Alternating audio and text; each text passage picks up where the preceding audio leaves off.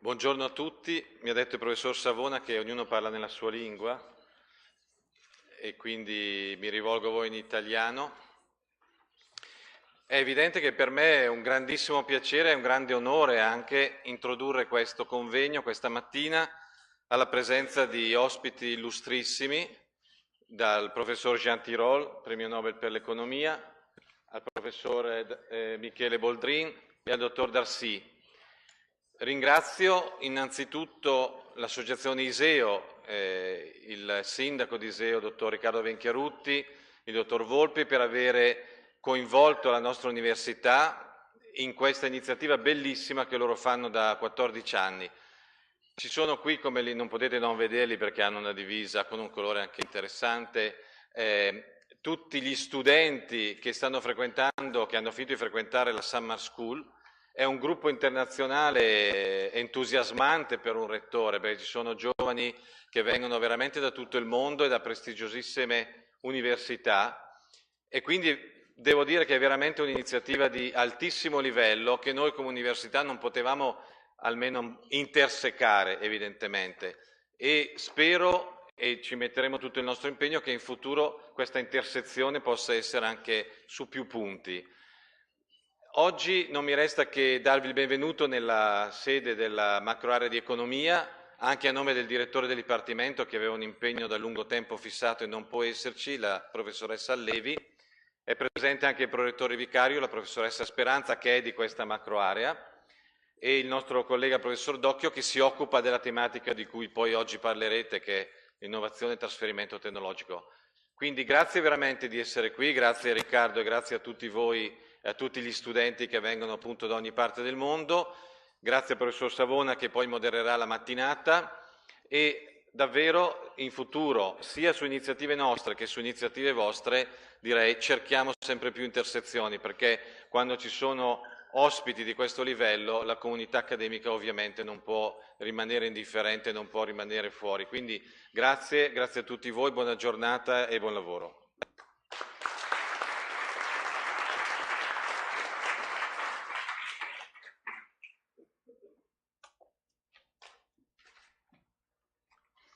Grazie signor Rettore, benvenuto a tutti voi a nome dell'Istituto Iseo. Io vi ruberò davvero pochissimi secondi.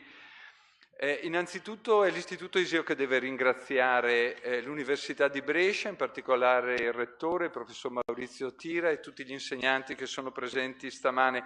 Credo che un'iniziativa come la nostra, che è nata quasi per caso e però si è un poco affermata grazie al lavoro di molti, trova la sua consacrazione proprio nel rapporto con le istituzioni territoriali e naturalmente l'Università di Brescia è, per quel che ci riguarda, il punto di approdo più importante. Come forse saprete, l'Istituto Iseo è un ente non profit fondato nel 1998 da professor Franco Modigliani, premio Nobel per l'economia, e ora presieduto da un altro importante premio Nobel, il professor Robert Solo. Si è ritagliato un po' con suo spazio organizzando convegni. Con questo siamo al 50° convegno, al quale hanno partecipato 33 premi Nobel per l'economia, e poi dal 2004, siamo quindi alla 14ª edizione, la Summer School. Voi vedete tra di voi i 65 studenti che ogni anno partecipano alla nostra Summer School, ideata da Robert Solo e da un altro premio Nobel, Michael Spence, che sarà fra noi domani. Dicevo che è una iniziativa che è unica, sono moltissime le Summer School nel mondo, sono pochissime, direi quasi nessuna, solo la nostra, la Summer School, che possono annoverare la presenza di premi Nobel e di importantissimi economisti fra i propri relatori. Ripeto, io non voglio annoiarvi ulteriormente, vi do solo un dato, lo do soprattutto ai professori dell'Università di Brescia qui presenti e ai bresciani che questa mattina hanno voluto partecipare a questo nostro convegno. In questi 14 anni noi abbiamo portato a Iseo e quindi in provincia di Brescia qualcosa come 918 giovani ricercatori economici provenienti da 100 paesi di tutto il mondo e da 335 facoltà. Come ha detto prima il professor Tira, che torno nuovamente a ringraziare, questo è davvero un risultato che non è merito nostro certamente, ma è merito degli insegnanti che sono presenti a queste nostre iniziative. Dicevo, è un risultato davvero ragguardevole. Oggi si discute del rapporto fra crescita e innovazione con un focus particolare sulla proprietà intellettuale. Abbiamo relatori di primissimo ordine, professor Michele Boldrin della Washington University in St. Louis e poi Jacques Darcy e soprattutto, permettetemi di concludere ringraziandolo davvero di cuore per essere qui, il premio Nobel, il professor Jean Tirole, che oltre a essere un accademico di grandissima fama, si è dimostrato in questi giorni in cui abbiamo avuto l'opportunità di conoscere lui e la sua famiglia, davvero una persona speciale, una persona molto gentile e che abbiamo avuto davvero il piacere e l'onore di conoscere e speriamo di continuare ad annoverarlo tra i nostri amici nei prossimi anni. Grazie di cuore e la parola al professor Savona.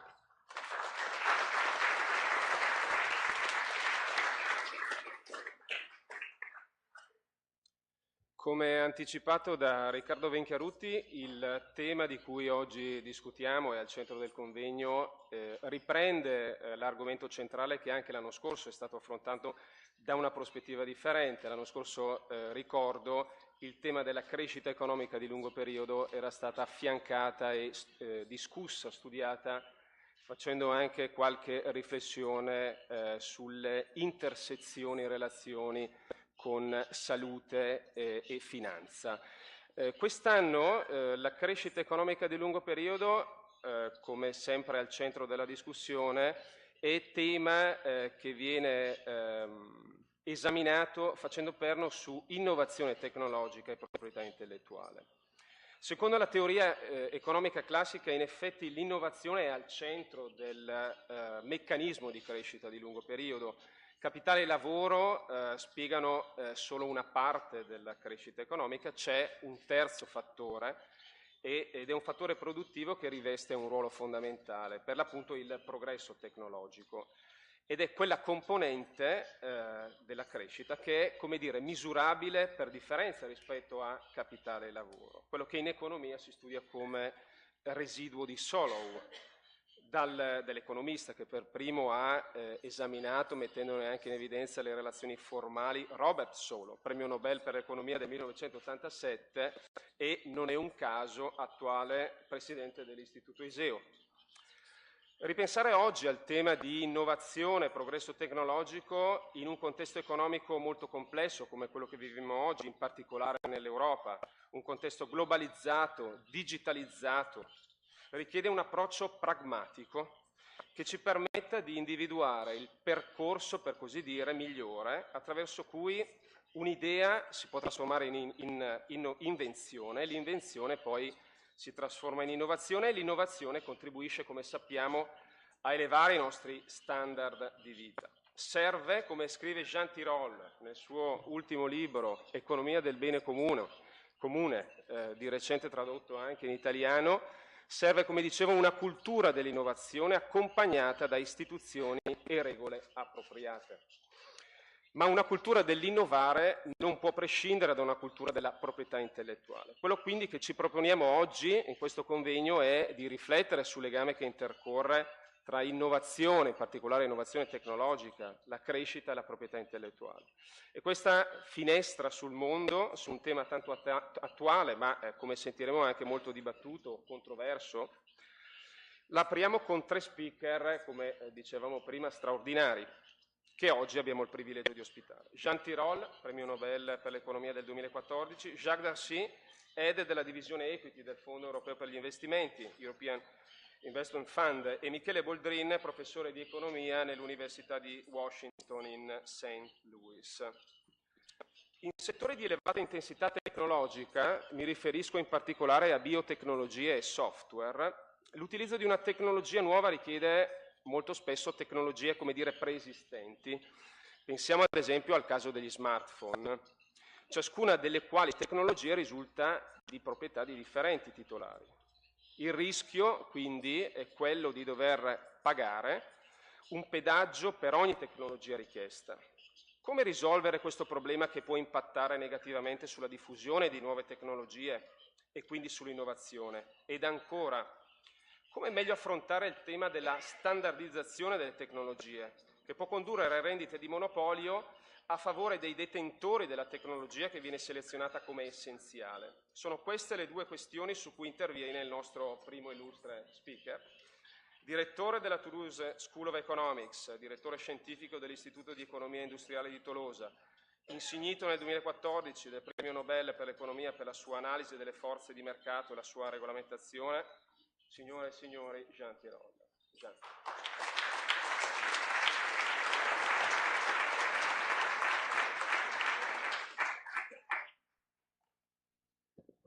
Well, good morning. Thank you, Roberto. Thank you, Mr. Rector, for welcoming us in this magnificent venue. Thank you, Ricardo, for organizing this wonderful summer school at ISEO.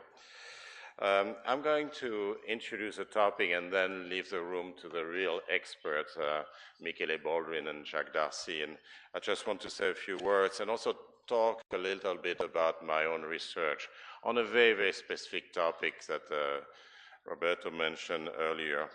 So just as a way of an introduction to the topic, we are going to discuss intellectual property. Of course, you should realize that intellectual property is a bunch of institutions that include not only patents, but also copyright, trade secrets, trademarks, and so on. And if I had to define intellectual property, that will be in some way the protection of market power, so creating actually monopolies in some way, which is very counterintuitive to an economist.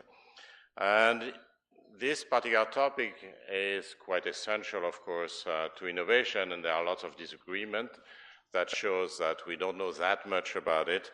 But there are also lots of controversies recent which have emerged because of the extension of IP protection, intellectual property protection, both in the scope of patents to software, business methods, biotechnology, extensions, retroactive extensions of copyright, the protection of publicly funded innovations, so the kind of innovation that are produced by academia, debates about the incentive of patent and trademark office. It has been fixed a little bit with the Obama administration, but probably not enough. Issues with non-practicing entities, which are also called patent trolls, which buy patents and enforce those patents. And there are two completely opposite views on this. It could be efficient secondary markets, but there also will be ways of extorting money from users. There are debates about injunctions. Injunction is when basically you tell Apple or Microsoft you can no longer market your Apple iPad or iPhone or tablet, whatever, because you are infringing on patents. Things having to do with less developed countries, and something I will be discussing later on, which are standard essential patents. So we have plenty to discuss in the last 2 hours, in the next 2 hours, actually way too much.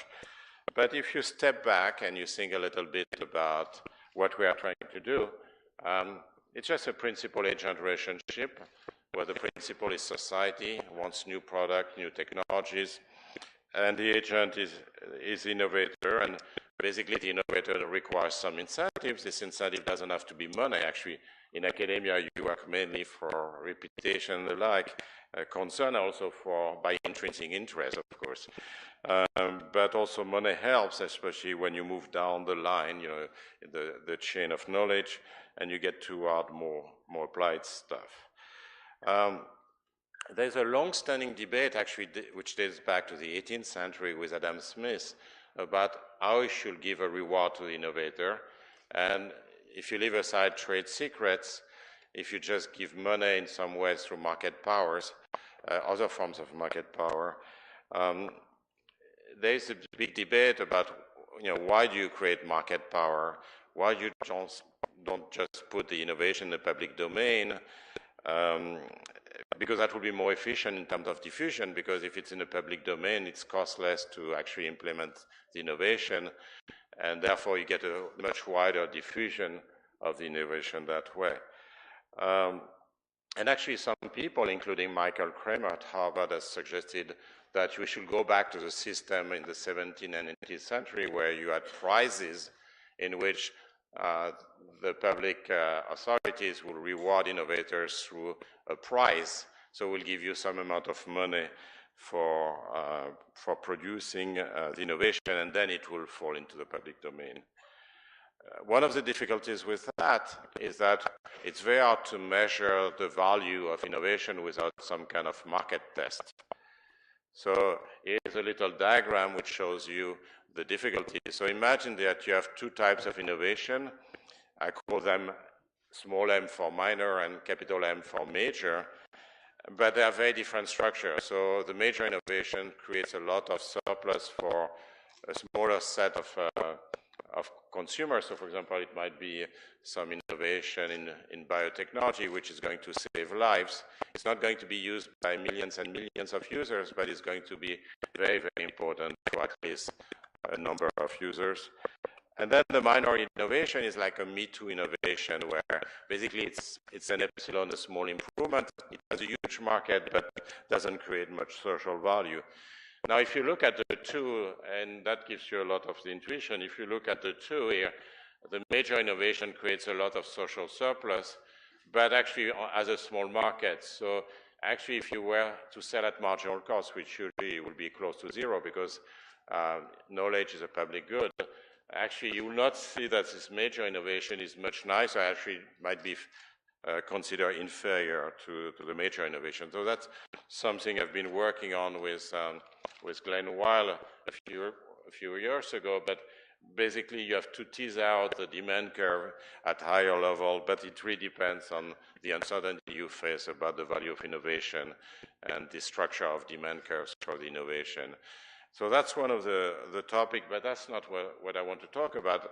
But the basic point is that we don't have a clear answer about how much market power you should grant in order to promote innovation, because there is this basic conflict between diffusion, which will tell you it should be basically free for everyone, and the incentive to innovate, which depends, of course, on a reward, which also depends on how valuable the innovation is. And since we have trouble measuring how valuable the innovation is, that complicates the matter.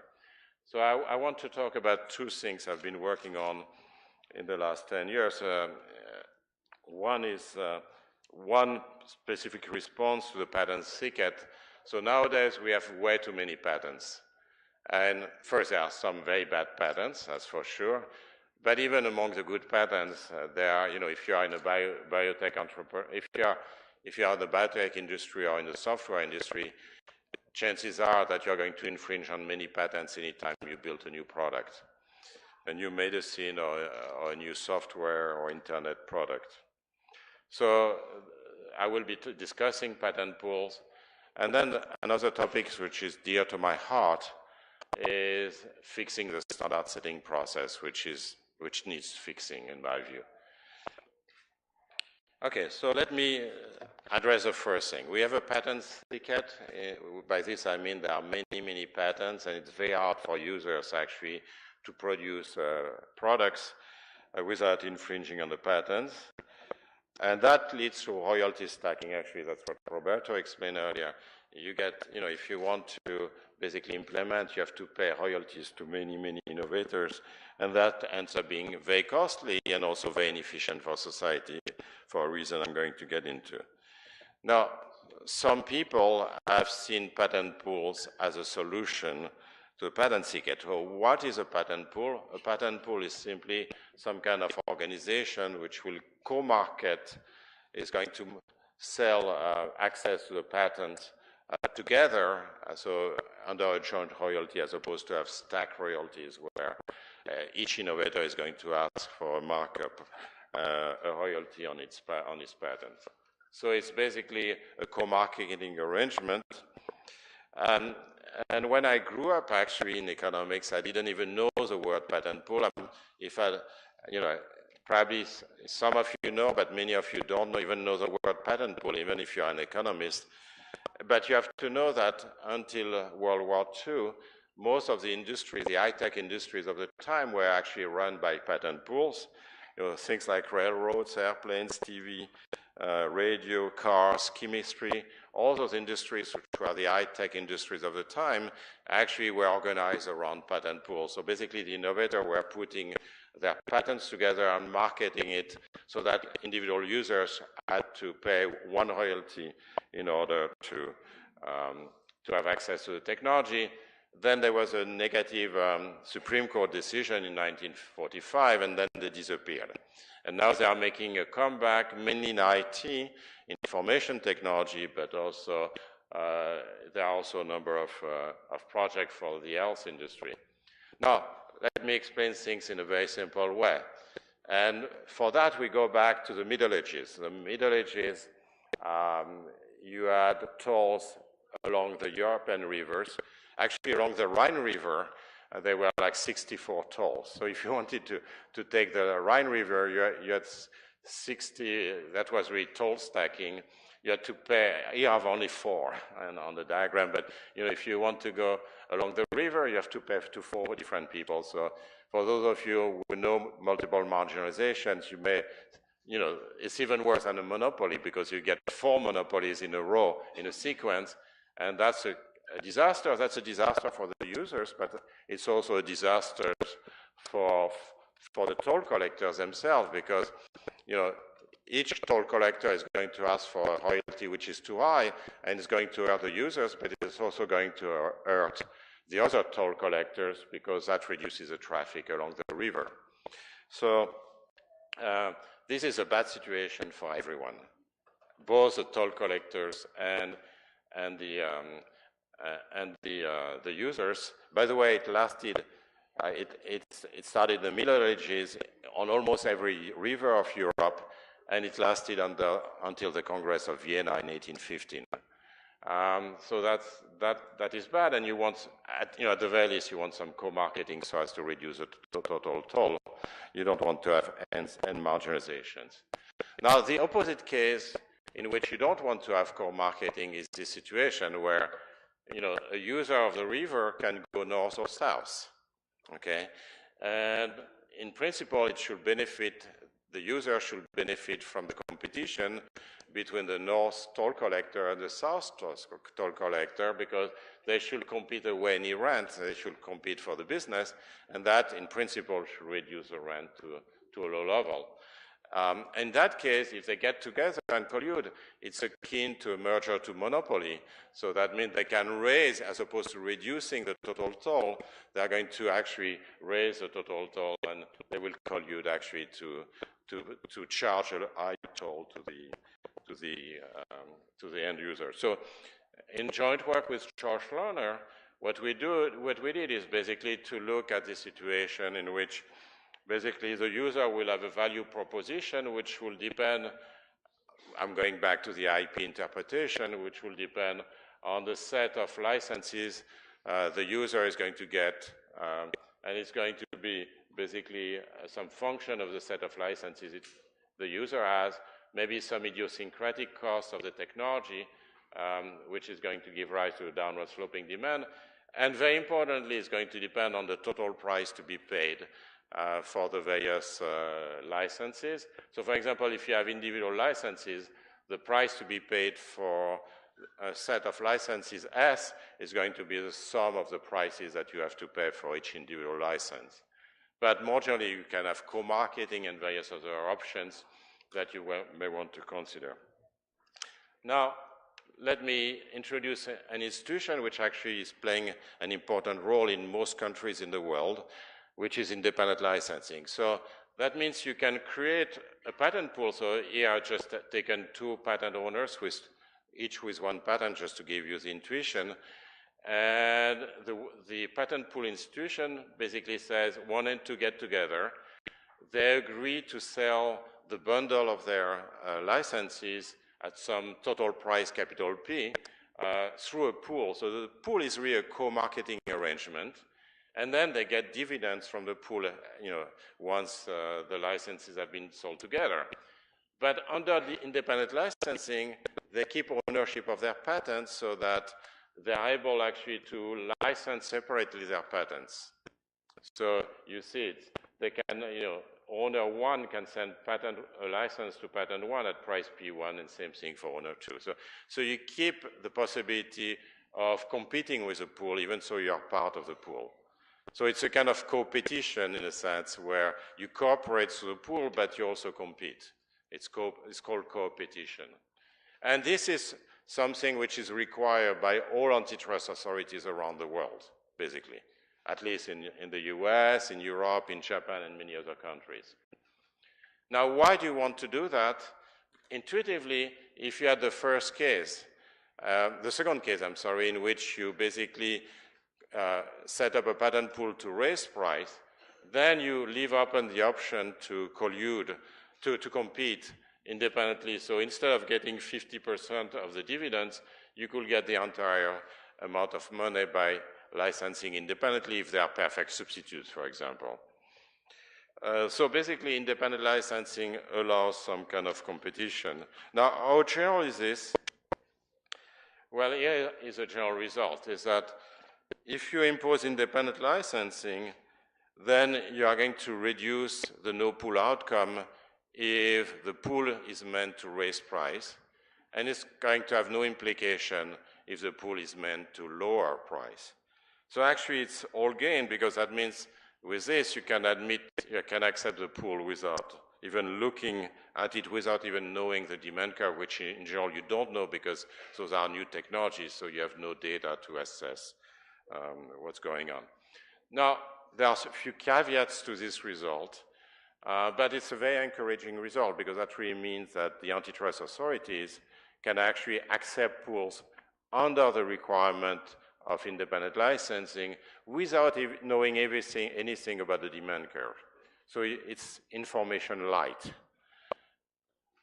Now, it's a bit more complicated in general. So for example, you could have tacit collusion. So, given there is repeated interaction between the patent owners, you might have some tacit collusion, which is called coordinated effect in the language of Washington or Brussels.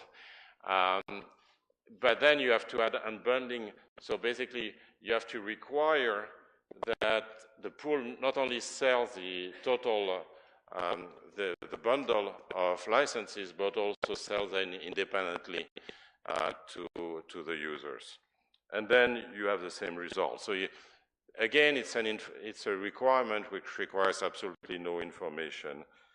And by the way, the first requirement was adopted by the European Union, the independent licensing requirement. And the second requirement, which is unbundling, remember, unbundling is really the pool markets the different patents separately and not only the bundle, was adopted in 2014. Roberto, am I doing on time? I'm okay. The second topic I wanted to mention, but which has some connection with the first, is the issue of standard setting, which is very, very important anytime the users have to coordinate on a technology. So, if you have your Samsung or iPhone in your pocket, you want to be able to use the different apps and also communicate with your friends and family and so on. We need to have common standards, and there are lots of standards around. It's not only in IT, but anytime you have some kind of network externalities, you want to have a common standard. So the standards are very important. The standards may be de facto standards, so they are actually, if you have a dominant firm, this dominant firm may be able to impose its own technology as the standard, but in general, they are organized and decided by standard setting organizations, standard setting bodies, which do three things. The first thing they do is really an engineering task, which is they try to use the different ingredients and see what works. In a sense, in the framework of the model, they try to know the function V of S, which is a value proposition for various combination of the functionalities. So they see what works. So it's an engineering task, and there are lots of engineers working in standard setting organizations. They want to understand what kind of standard you could have and the various options. But then once they have those options, they have to decide among the options, and they choose a particular technology. They have to make a choice. Is what the various implementers are going to use, what kind of technology, and that's a step of essentialization, where you settle on a given technology. But as we are going to see, the issue with that is, of course, then you create monopolies. You create monopolies, and that means that you have to regulate their pricing. And we currently have an approach which is used by most standard setting organizations, which is called the friend approach. The friend approach, fair, reasonable, and non-discriminatory pricing, says that if you are part of a standard setting organization, you commit basically to license your patent if they are part of the standard at prices which are fair and reasonable. I'm not going to talk about non-discriminatory. There are actually lots of interesting issues with that. So basically, you commit to be reasonable. Now, if you're an economist or a lawyer, you're always worried about reasonable. What does it mean to be reasonable? It's a very vague and incomplete contract. And of course, lo and behold, it has given rise to many lawsuits. So, for example, Google sued Microsoft for $4 billion. Samsung, and Apple and Samsung are being sued. They sue others. I mean, everybody's suing each other, and it's very expensive. Those lawsuits are extremely complicated, and the judge has to decide ex post whether the lawsuit is warranted or not, and it's done a few years after the standard has been set. And of course, the judge has no technical expertise, so it's very hard for the judge to decide. Now, let me tell you what the problem in a nutshell is. Just going back to the Middle Age and the river. Think about this situation where we have two competing toll collectors, the northern toll collector and the southern toll collector. And all at once it's decided that for some reason you should actually take the northern route. So there might be some kind of venue in the north or something like that, but it's decided that you should actually go to the north. But then the northern toll collector becomes a monopoly. It completely controls the access to the technology. Even so, ex ante, there was no particular advantage, and it should have competed with the southern toll collectors. So just by the fact that the north was chosen rather than the south, meant that someone who had no particular value, was not adding any particular value, actually becomes a monopolist and can ask a very high price. And that's, of course, very bad. You don't want to encourage that ex post, but also ex ante, because that gives the wrong incentive for innovation as well. That's really the prime of standard setting. You create standard essential patents, SEPs. Standard essential patents, are one of the big issues nowadays with patents. And we have to fix it. Now, the standard setting organization tried to fix it through friend requirements, so some loose commitments that you'll be reasonable ex post. But again, who knows what reasonable means? So we have high prices lawsuits. I think among economists and some lawyers, there's some agreement that you should take an ex ante view. So actually, Judge Posner, in the Apple versus Google dispute, said the proper method of computing a friend royalty starts with what the cost to the licensee would have been of obtaining just before the patented innovation was declared essential to compliance with the industry standard. So Judge Posner is really saying you should step back and imagine what this price should have been ex ante. And there are a number of other citations along the same argument. the same line. So what we did a couple of years ago with George Lerner was to propose a new mechanism, and I'm going to conclude with that because I probably have spoken for too long already. My principle is not reacting, so basically, okay, so I've one more hour. Okay, so basic. Okay, you are taking over. So let me just what we are proposing is really a price commitment proposal. So, will you build a house on some piece of land you don't own and you don't know the price of? That will make no sense. But that's exactly what we do for standards. We basically decide on a standard before knowing what the royalties will be. And it's kind of crazy logic. So what we propose, and we have a theoretical model to justify this, is basically that before you set the standard, actually you commit to a price, or a price cap, a price ceiling on your royalties, so that then the standard setting organization can decide which configuration to adopt. Because if you offer too high a price, then you won't be adopted. So if you go back to this little toy example here, you ask them, if we choose a northern route as a standard, what will be your price? If we choose a southern route as a standard, what will be your price? And then you let them compete. And that should bring the price down to zero in principle if they are perfect substitutes. So the basic logic is to say, I want to know your price before I set the standard. And then we show that it gives rise to basically what George Posner had in mind. Now, you're going to ask, if it's so simple, why don't we do it already? And the answer is that we have done it actually, but on a very limited scale. Actually, the standard setting organization, which did that 10 years ago, it's called VITA, but it didn't work that well. It was okay, but it didn't work that well. And part of the reason is that patent owners can engage in forum shopping. Imagine that you are a patent owner, and you have the choice between going to a standard setting organization which puts no constraint on you, or a standard setting organization in which you'll be asked to compete with others through price commitments. Which one do you prefer? Well, in general, you will prefer, of course, to go to the standard setting organization, which will be more lenient, nicer to you, and imposes no constraint on you.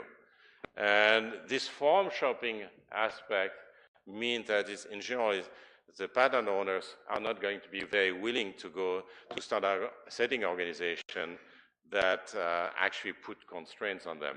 And that means that you have to regulate standard setting organization, which is not an easy thing, but at least for cases where some of the users are the public sector, you can do that quite easily. So that's, and it's a topic which is completely new, but very important, because now those disputes about standard essential patents are all over the place and are really threatening the diffusion of innovation, and we have to do something with that. So let me conclude by saying intellectual property more and more is central in our knowledge-based society. I mean, the 21st century is the century of knowledge. So innovation, and the next two speakers are going to talk about that, of course, is absolutely crucial. What I did was really to look at two very, very specific issues. And part of the interest in this roundtable is that you will see many different opinions on many different topics. And it's a very rich topic. And I try to shed light on this issue of patent pools and also standard setting organization. The field is much, much richer, but we need new thoughts. So, for the students in the room, we need new ways of thinking about those things that are going to help us, because innovation is really so important for our societies. Thanks so much.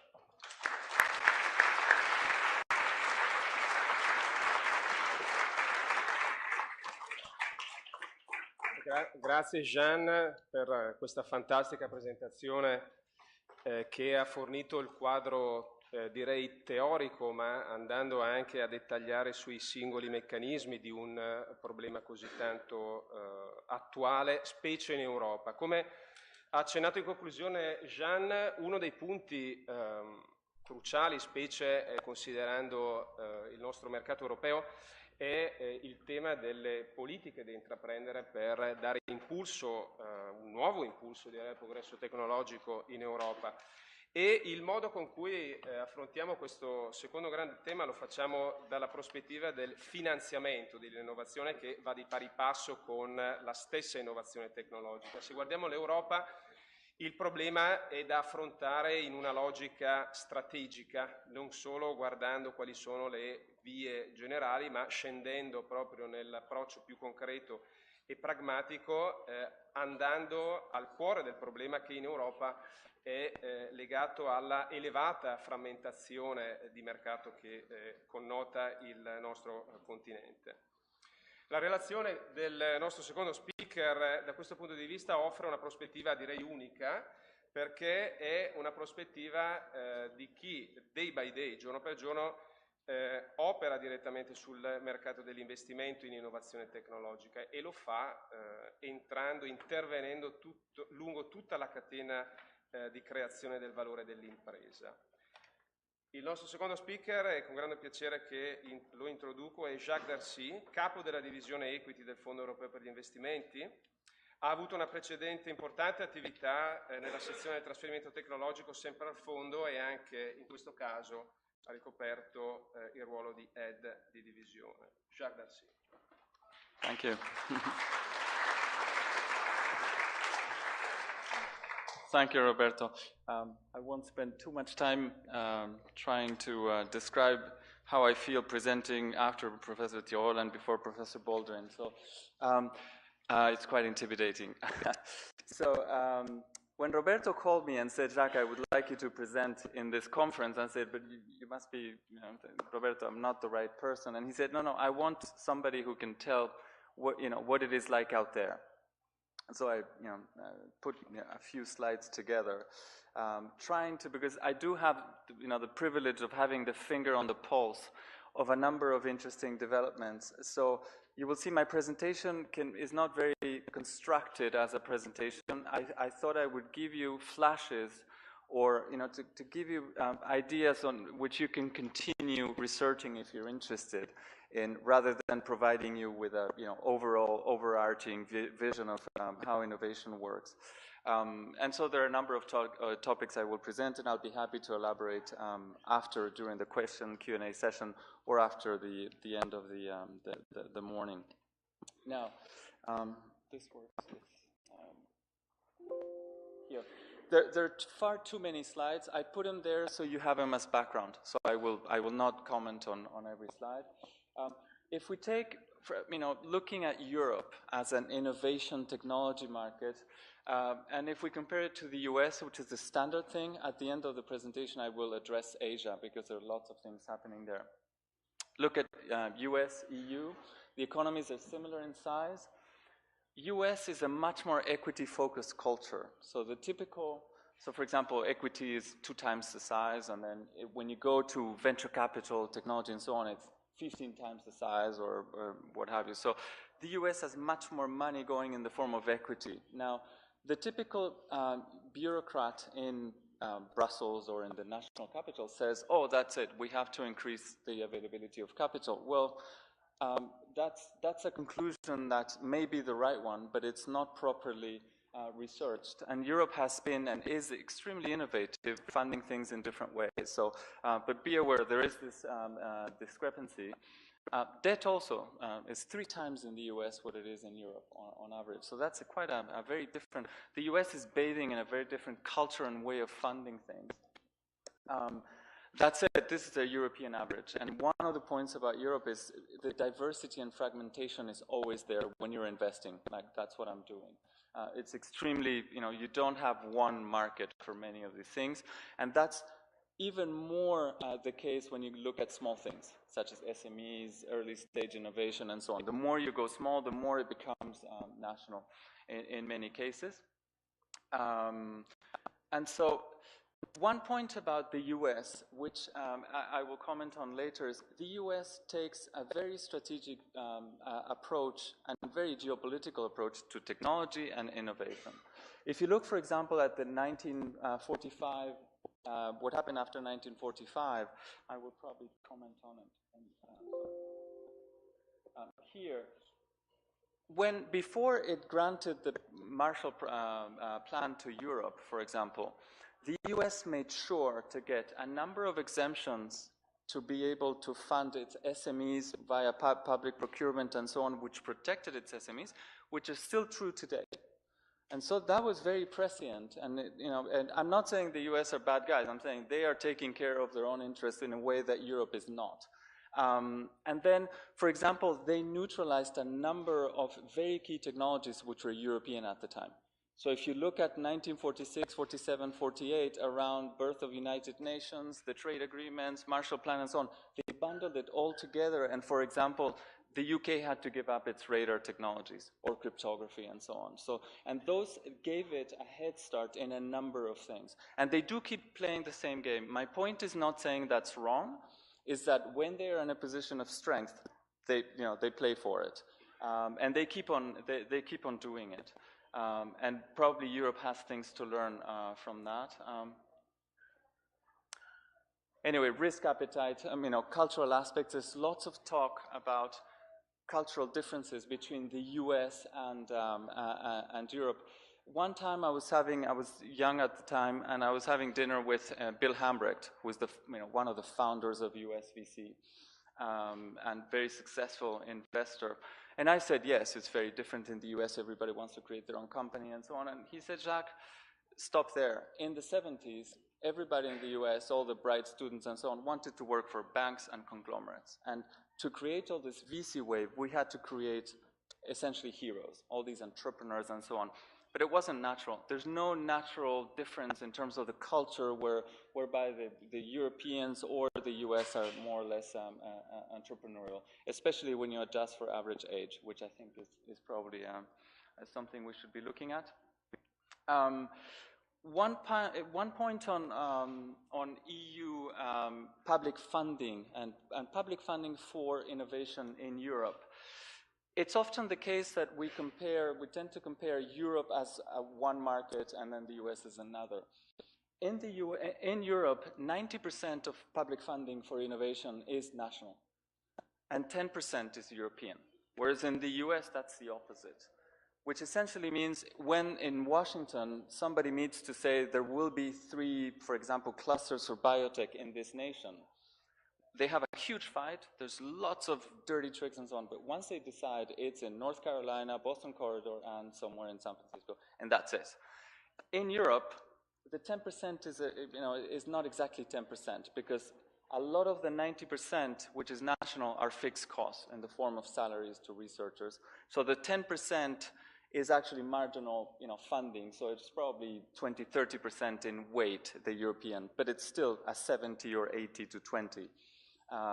Situation. So very difficult for things to be decided collectively. It takes essentially, every nation wants to have its biotech cluster, every nation wants to have its big data cluster and so on.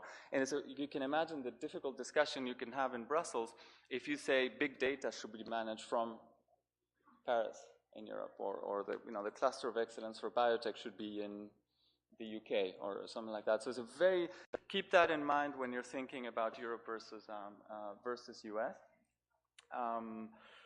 Anyway, now this is one key point that I see every day in my activity is Europe has what I would call a technology.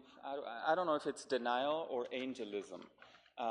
But we are bathing in, one is a very fragmented approach to innovation and research. And secondly is that we tend to be extremely rule-based. So the rules have to be fine, but we lose sight of the dynamics of innovation and the waves. In markets which are increasingly winner takes all. So being number 2 is nice, but it doesn't serve any purpose. It's only being number 1 that counts in many markets, not all of them, but it's often the case. And so I've discussed before how the US tend to neutralize developments when they happen and when they are a threat to them, which make me fear, and that's what's happening today, is that the EU today appears as an incubator of good ideas, good startups, and so on for the US and increasingly for Asia. So we're very good at creating the right new concepts, technologies, and including disruptive technologies. When it comes to making them big and making them create jobs and actually make you dominant in a market, we're not that good at it. I mean, and there are all kinds of reasons why. I'm happy to share with you what my sense is. One point on all the figures that you can see everywhere about innovation and research. A big part is out of the figures in two forms. Military spending is key to innovation.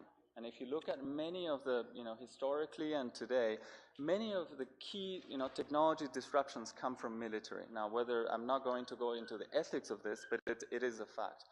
The other one is space. And those two often are outside any figures that you see for research, or at least you may see them as figures overall in aggregate, but you cannot dig into them. To give you one example, if you look at space technologies, the European Space Agency, the budget is probably roughly 2 billion a year. It's a very significant budget for space technologies. NASA is about, and that's civilian, is about 15 billion. So already it's a huge quantum from there. The Pentagon is 80 billion, 80. So within the $500 billion that the US spend in weapons every year, 80 billion are in space. Nothing happens in space unless the Americans know or decide that it should happen. And for example, if I go on to one example, which is Galileo, incredible European development. I mean, this is where Europe is really, really key. There was a huge fight and delay with the Americans over the military usage of, of Galileo, which essentially they played the same game as after 45. They neutralized the ability of the Europeans to use Galileo for true military purposes. The Americans are there when it matters, and they really put all their might into that. So, and they also delayed it for many years. I can describe similar situations with GSM, and they're playing in Asia too, quite some tricks with graphene, for example, which is a European development mostly at the moment. Anyway, one point about the digital agenda. Europe has quite, it tends to want to copy the big, Googles and Amazons and other companies which are based in the US. Europe has a real strength in everything that's around digital, in sharing and living together. So the US or Asia have not been able to develop the BlaBlaCars, the Airbnbs and so on. So there's something in that living together cohesively and so on, which is creating quite a few interesting companies in Europe. So watch the space. It's really, we may have an edge in there, and those companies may actually grow in Europe, which has not been the case for the previous wave of digital technology. Now, IP leakages. Professor Tirol spoke a lot about patents. I will spend some time on it. EU patent took an inordinate, number of years to get it together, and I wonder, in the end, did we get the right patent system? It's it's quite costly. The market is not really embracing it, so we're watching that. IP and bankruptcies. There's quite a bit going on, and especially linked to fragmentation of markets and national rules for bankruptcies and so on. Europe is losing lots of patents, either because they lapse, because when they are included in bankruptcies within a startup or a company, nobody, the judge and so on, thinks of extending the patents, renewing the patents, and European patents are renewed every 2 years, not every 5 years, so that's quite a thing. But then also, I see increasingly Asians coming and buying intellectual property essentially for free, patents. So that's quite, quite worrisome to me. One country in Europe plays the patent and the IP game very well. It's the Finnish. You go to Finland, in the stack of slides you will see, for example, manuals for IP training for school kids in China. They're teaching IP from the age of 12.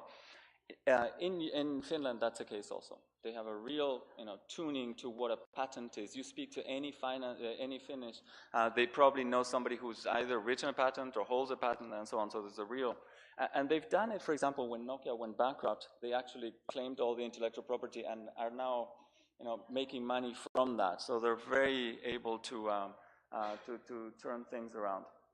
And we do have other EU leaders who play the game at the highest level. To name a few, for example, among the universities, KU Leuven in Flanders is really adroit at playing the IP game. Philips, very strong in how they play the IP game strategically, but also constitute a very interesting pool of patents. L'Oréal is another. It's a company which is operating within often 12 months. They're thinking of in 12 months, what would be the right color for a lipstick. And so they're having to operate very fast, and they have a huge patent portfolio, probably 30, 40,000 patent families, which they manage very actively. Now, in terms of IP, a few very fast comments. I think the world of brands is okay. It's doing okay. Brands are playing the role. Copyright, coding, to be seen, but I don't see any. For me, the key issue is patents. We have a real issue with patents. They're not playing a role in innovation. And increasingly, trade secret actually is on the rise.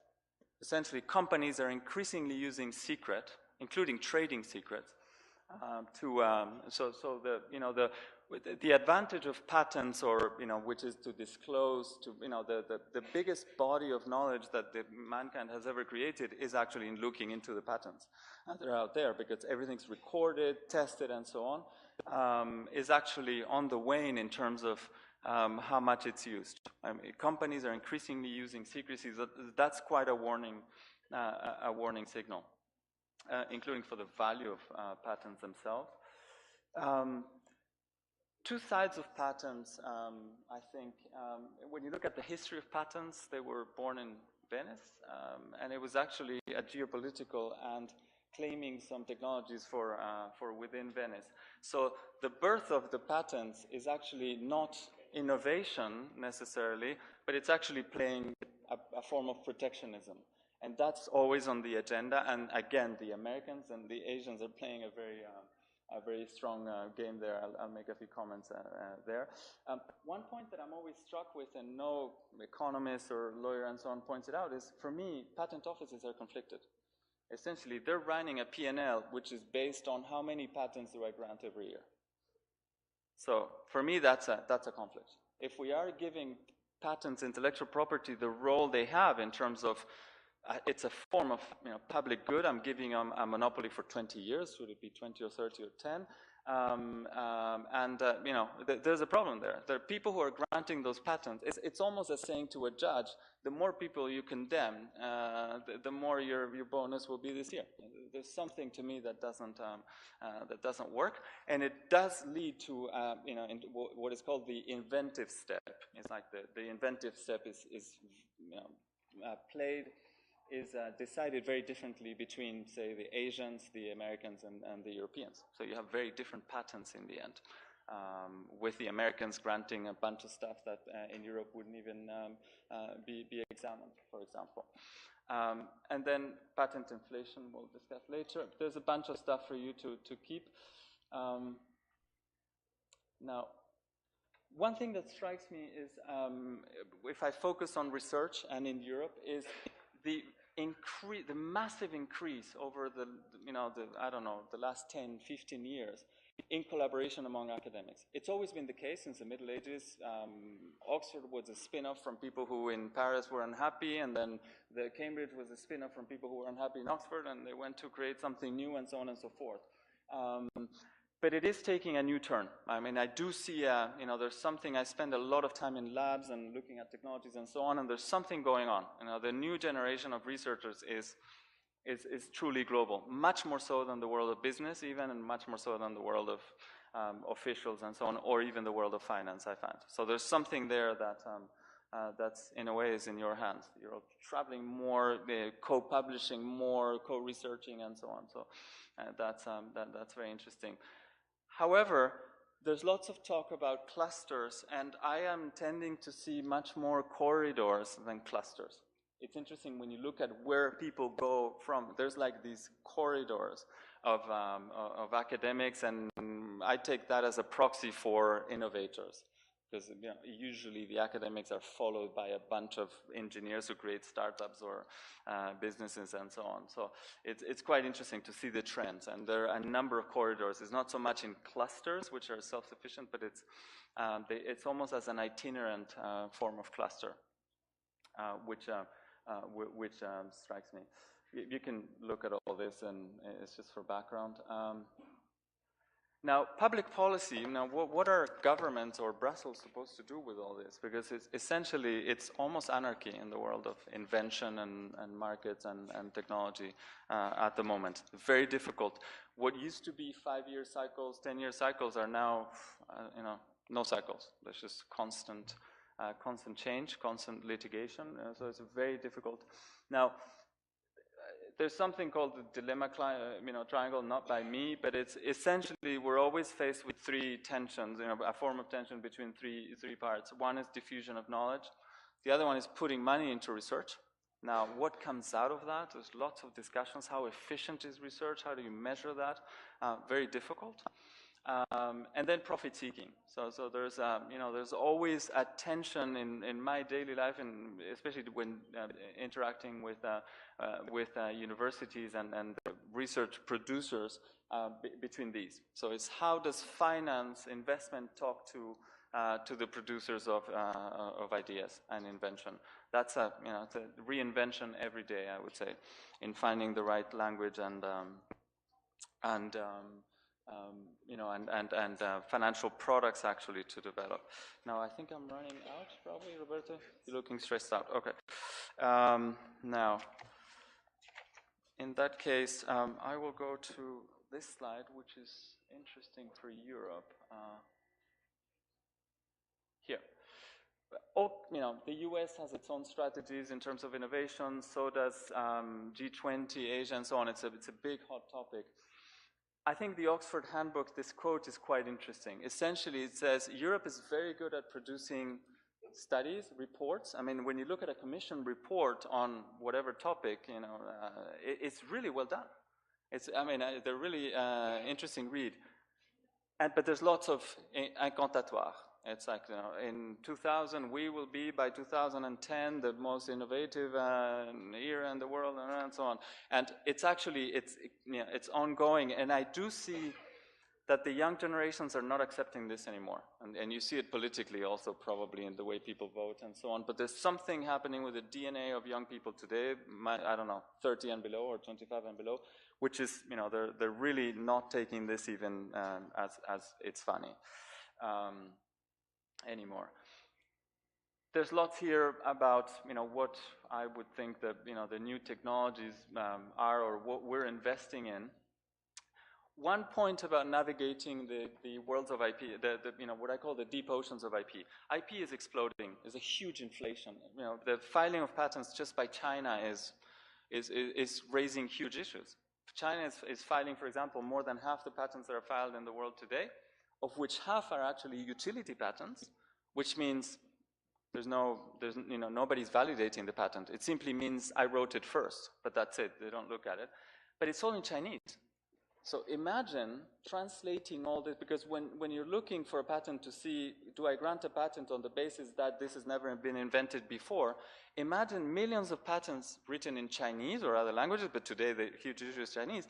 How do you do to actually look through, translate all this automatically to spot that a Chinese patent somewhere in a province actually didn't invent this first, and therefore I shouldn't be granting this patent in Europe or in the US.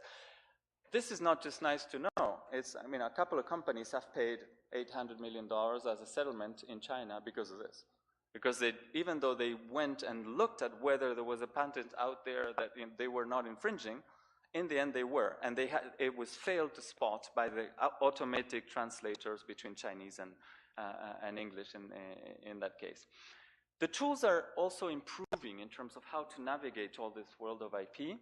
I will mention tech mapping, cartography. This is this is exploding, and companies is not that well known. There's a club of cartographers, which is led by Philips.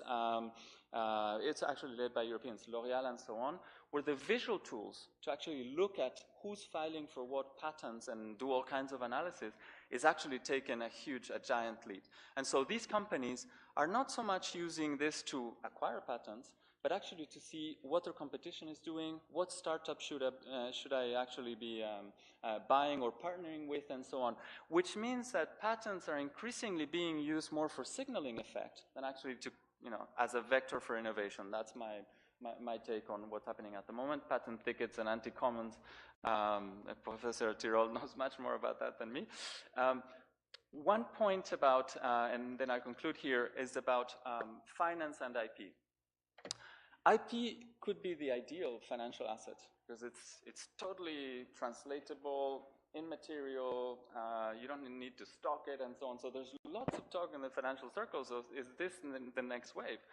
Compounded by another problem, which is if you look back, and you students don't know this, but 20 years, when you were looking through financial report of a company of, say, that, if FTSE 500 and so on, 80% was something you could touch in those accounts, the value of a company. Today, that's reverse. It's 80% is things you cannot touch. It's know-how, it's your staff, it's maybe your patent portfolio, it's maybe your brands, and so on. So this creates a huge problem for finance. Because how can banks give mortgages against things that you cannot touch? It's a huge revolution, and we're still searching for it.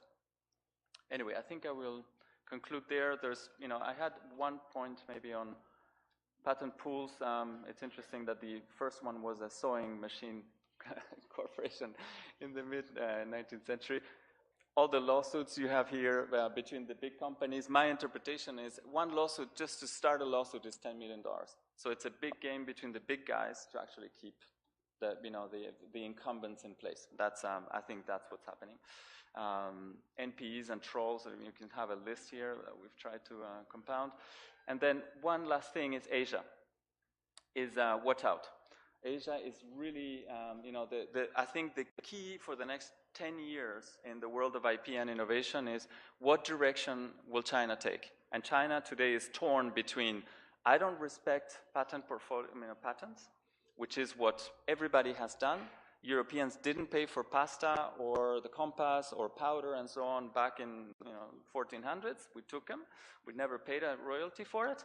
The Japanese didn't pay and so on. And then at some point when economies become truly innovative, they start wanting strong intellectual property regimes. And China right now is in the middle. It's like really reinforcing its examiners, its patent laws and so on and so forth. But it depends on how they will play it, and it's quite a significant thing to be happening. So watch out that space. I think China holds the key for a lot of this. Thank you.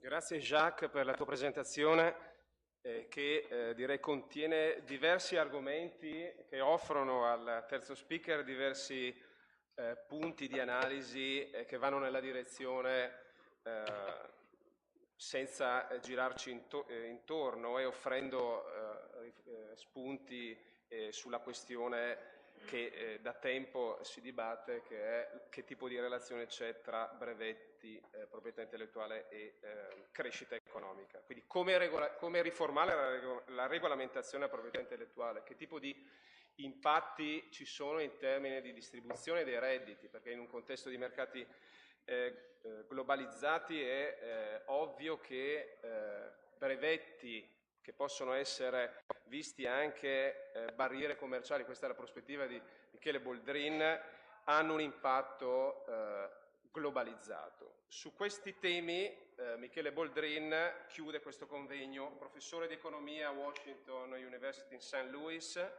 tra i massimi esperti mondiali su proprietà intellettuale e brevetti, ha ricoperto incarichi di consulenza con vari governi e banche centrali e aziende private, è autore con David Levine del successo editoriale Abolire la proprietà intellettuale. Signore e signori, Michele Boldrin. Thank you.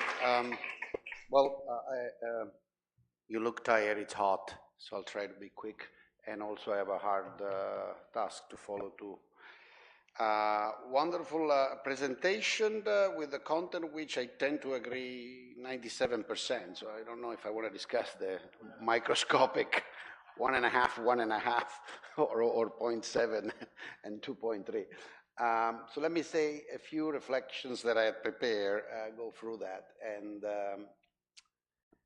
then in passing make a few comments on what the two previous speakers have said. If there are questions, then we can discuss. I've been told that I can speak a mixture of Italian and English, so maybe I'll do that. Hopefully not. It's a habit I've acquired over time, but it's a bit annoying, I know. So I'll stick to English, okay, Professor Tirolo. He was looking at me with... All right, tre domande, three questions. Which relation between competition and innovation? How to approach the IP conundrum from a policy perspective? And is there a relation between globalization, strengthening of IP, and increasing income inequality? The third one is a bit off what was discussed, and it's still in my... I've been thinking at it for a long time, and I'm getting more and more convinced there is a deep connection there. But I tend to bake my cakes for a long time, so, well, I'll try out some ideas with you today. On the first, let me be very quick.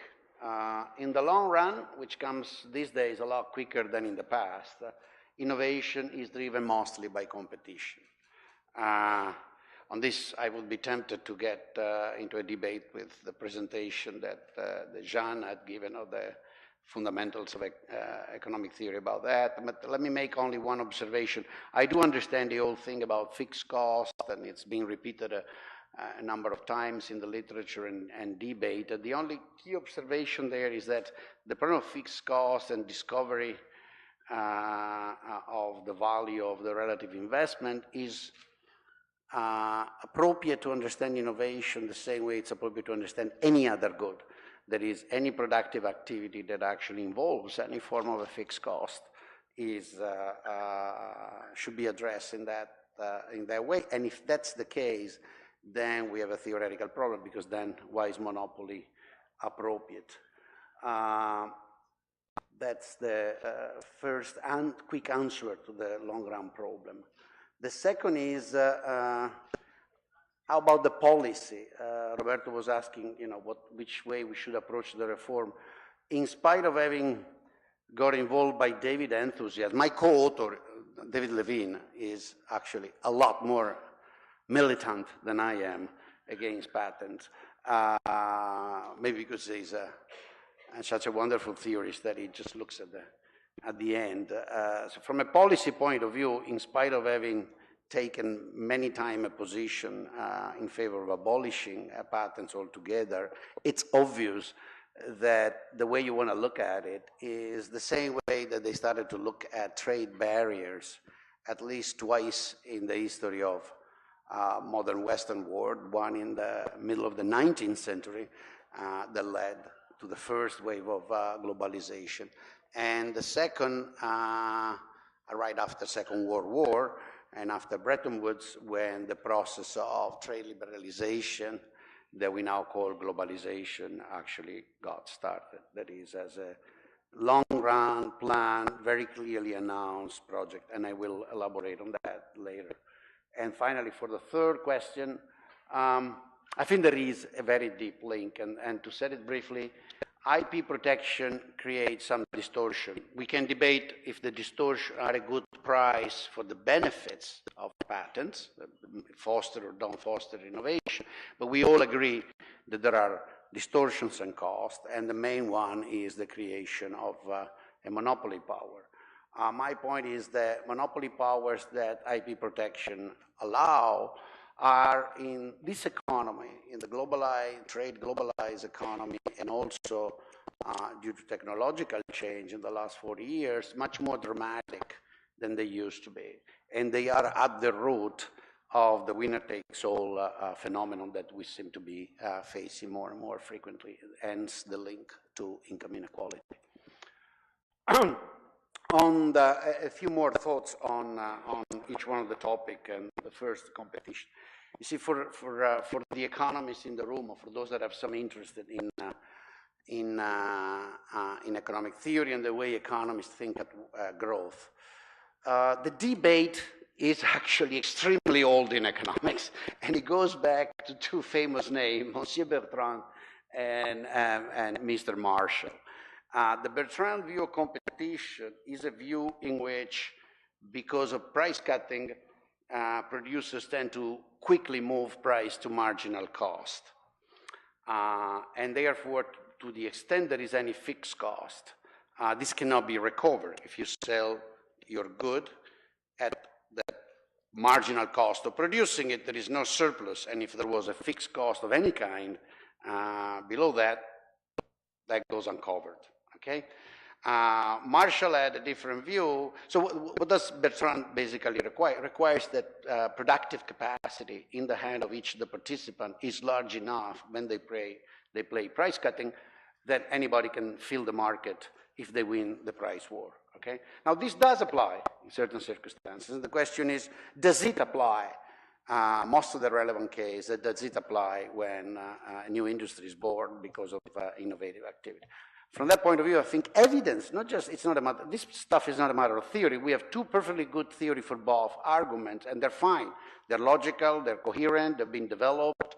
You can add to them all the bells and whistles and details we theoretical economists tend to enjoy. So they're fine, it's a matter of data.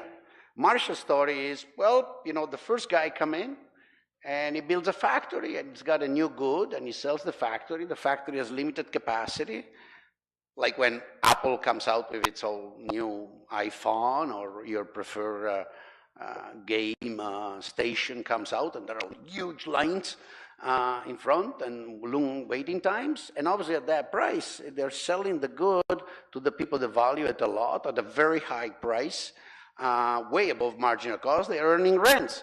And then people come in, imitating. It's either the first guy that says, woof, that was good. Let me just double capacity. I'm making a lot of money. They like it.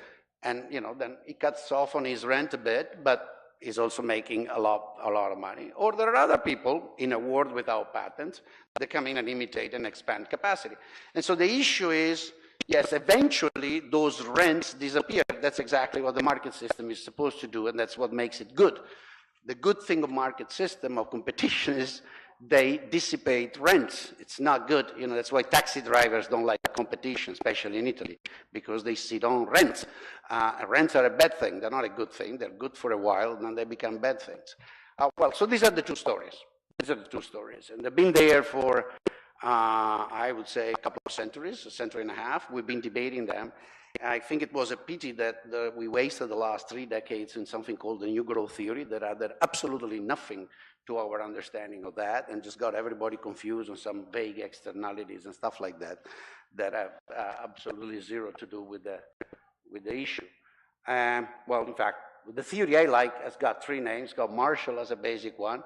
Schumpeter, there was, I think, the person that saw it more at the general macroeconomic level and why it was so important for growth.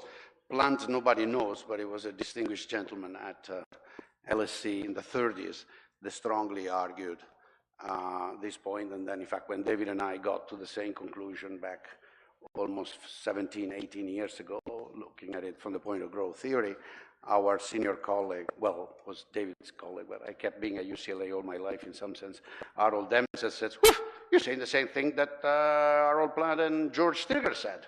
Oh, so good, you see, nothing new in economics. Everybody always said something before you. Now, the other thing that I think is important, and I think it's there in the theory and empirical, is that there is pretty much no competition in reality without imitation and improvement. This country should have learned this.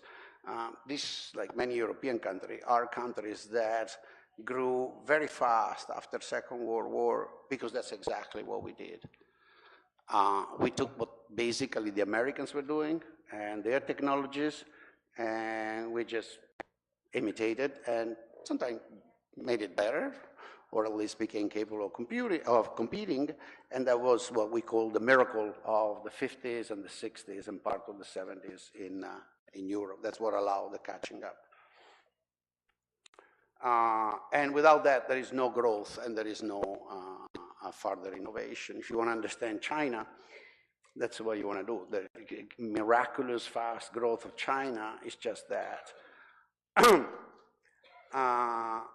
There's also a data aspect. This is a challenge we have been, and a number of us have been offering to apply to people for a long time, which is, can you point to an industry, a new industry, that was born out of patents? The answer to me is I haven't found any.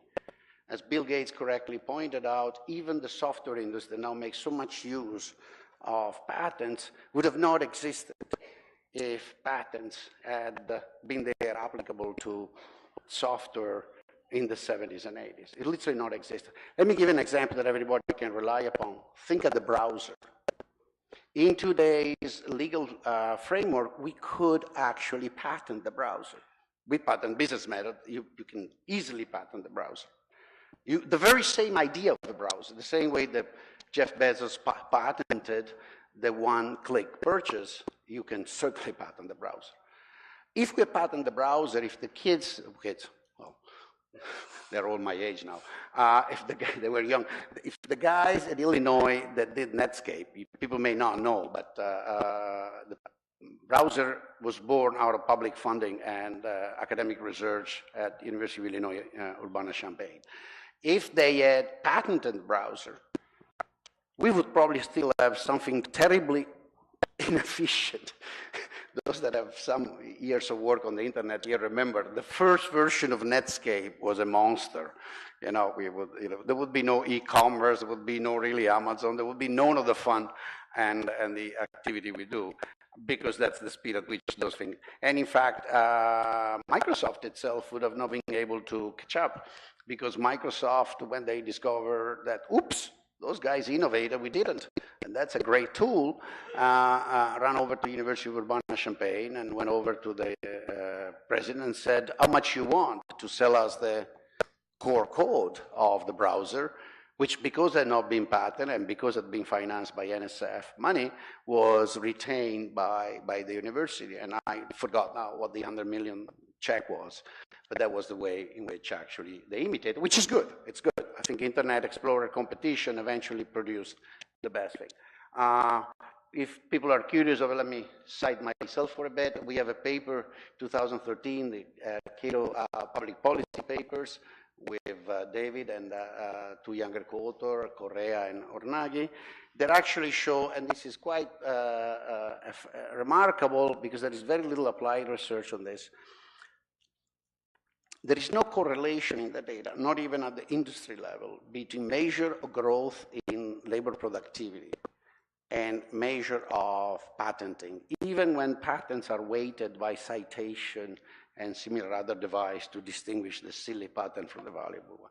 This is actually an observation that George Stigler, that's why Harold made that remark, made in a paper published in an obscure volume the year I was born, so that's very long ago, 1956. He pointed out, with the little data they had available at the time, that when he looked at correlation between measures of monopoly power within industries in the United States, a measure of growth in labor productivity, he found either no or negative correlation. And this is still true. So that's the challenge. Well, I skipped the last because Jean in particular has talked quite extensively about the last point, so there is no reason I belabor on that. He's providing some solutions, and I think patent pool is a big step ahead. There is a problem, though. Historically, and this is in general the problem with patents, historically patent pools have also served the purpose of creating barriers to entry. And that's actually the big antitrust thing that comes next. I don't think I want to go through the details of this. If you're interested, we can go. I think that one of the big issues is, this was Reagan, And this was an incredibly bad Reagan influence, the way in which the US culture about antitrust got modified. And I think we're paying the prices in the US these days with a progressively more oligopolistic market structure. You know, the US IT industry, telephone industry is completely oligopolized, so is the airline and so on and so forth. But the fact that there was a turnaround, the antitrust culture and the antitrust activity pulled away from looking at patents as tools for reducing competition and created the cultural and regulatory environment that favored the extension, on one hand, of patent protection to sectors and activity where it had never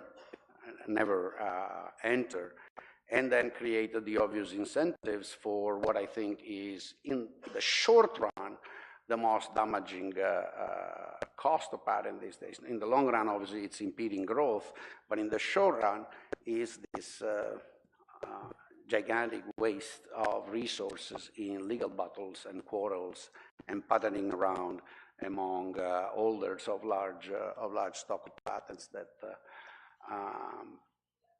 but we may discuss later. Yeah, the issue here, I believe, is totally political, which leads us to the third point, how to reform the trade law. So in my view, there is a complete analogy between intellectual property rights and trade barriers. They do the same thing from an economic point of view. They are what was the traditional argument for trade barriers? It was the infant industry argument, right?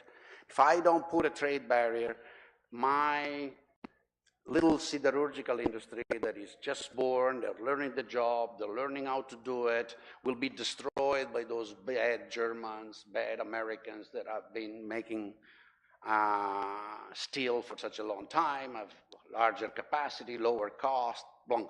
You know, if we protect it for a bit, then a bit always become many decades, they will grow. And this has been repeated a million of times. My small farmer, my small this, my small that, they're learning. You know, Brazil tried to make its own computer industry desperately in the 60s and 70s by trade barriers. It was a gigantic waste of national resources and so on. Patents are the same thing. Oh, you know, if I don't have a patent, how can I put money on research? How can I develop the product? How can I recoup my investment? I need the patent to recoup the investment. They both created a monopoly. In both cases, it was supposed to be temporary. One thing we are learning, not only in the copyright, but in the patent experience, is that for a variety of tools, patents de facto, especially in the pharmaceutical sector, are becoming very long-lasting with a variety of tricks I'm not going to go through. And so, you know, the initial 14 years term of the statute of monopolies and all the legislation in the 19th century is now forgotten and much longer. But because of that, the analogy between trade barriers and patents is deeper. They're both favor the incumbent. I understand that doing economic policy with counterfactual is not easy, which is why if you do theory, you can allow yourself this luxury. You see, a patent is something that defends what already exists, and by definition excludes what does not. The same way a tariff, a trade prohibition defends what exists and excludes what's not into the market. Therefore, the patent, exactly like the trade barriers, build around themselves a certain industrial structure, an economic structure, and also are strongly supported by the power that are, not the power that will be. Which is why, if you take my position, you never get a consulting job. That was supposed to be a joke. You're supposed to laugh. Okay, it's not going through. But it's a fact, right? So why does this matter? This matters because going head-on from a political point of view against patents, it makes no sense. Because it's going against what exists. You know, it's going against even Google these days, and Microsoft, and then the actual pharmaceutical giants. They cannot be dismantled rapidly because the way in which we have organized entire sectors is around the idea, and I think the presentation was very clear, right? And even from the financial point of view, IP patents are extremely useful, tradable financial assets, and if you want to get rid of that, you need to think and let organically new ways of financing innovation come around, because these days the financial industry is set up to finance innovation, given that there is something called intellectual property. If you get rid of it, you better think of something else. But that was exactly the situation we faced at the end of the Second War when we started dismantling trade barriers. So my view is that's the way you want to work on it. You want to get rid of patents and copyright in the very long run, but in the short run, you want to start focusing on the inefficiencies. That's why the arguments, patent pools, for example, that Jean Tirole has presented are quite relevant, because they're a step forward that reduce efficiency. And the inefficiency in the short run are mostly legal and regulatory. In the long run, though, it's quite clear that you need to stop the extension, for example, of the use of patents and intellectual property to wider and wider areas. Just on the entertainment side, in the United States, there is a big lobbying by law association to extend patents to fashion. The big mystery is how come Gucci and Saint Laurent and whatever, Dior or Prada do not patent their design, right? And there is a big lobbying for this to take place. And my understanding is some of the big designers are actually tempted by this. Another one is about, this has to do with football and the particularity of American market. In the football area, there is a lot of pressure to patent moves, literally strategies, defensive and offensive strategies. But anyhow, so this is a part of the folklore that makes you laugh. But I think from a strictly political point of view, start thinking on how to stop the enlargement of patents will help. And then starting to consider that in certain areas, given the speed at which technological change moves, the term of patent can be started to be reduced. 20 years today is an extremely long time. As I said, 23 years ago, the browser did not exist. So if we think of the speed at which it has changed in these 23 years, we realize that a patent in the last 20, or in the case of pharmaceutical, 25 years, is just eternity. It makes no sense. And finally, last 5 minutes, let me go through this idea that I was suggesting. You see, as I said, IP creates monopoly power and prevents imitation.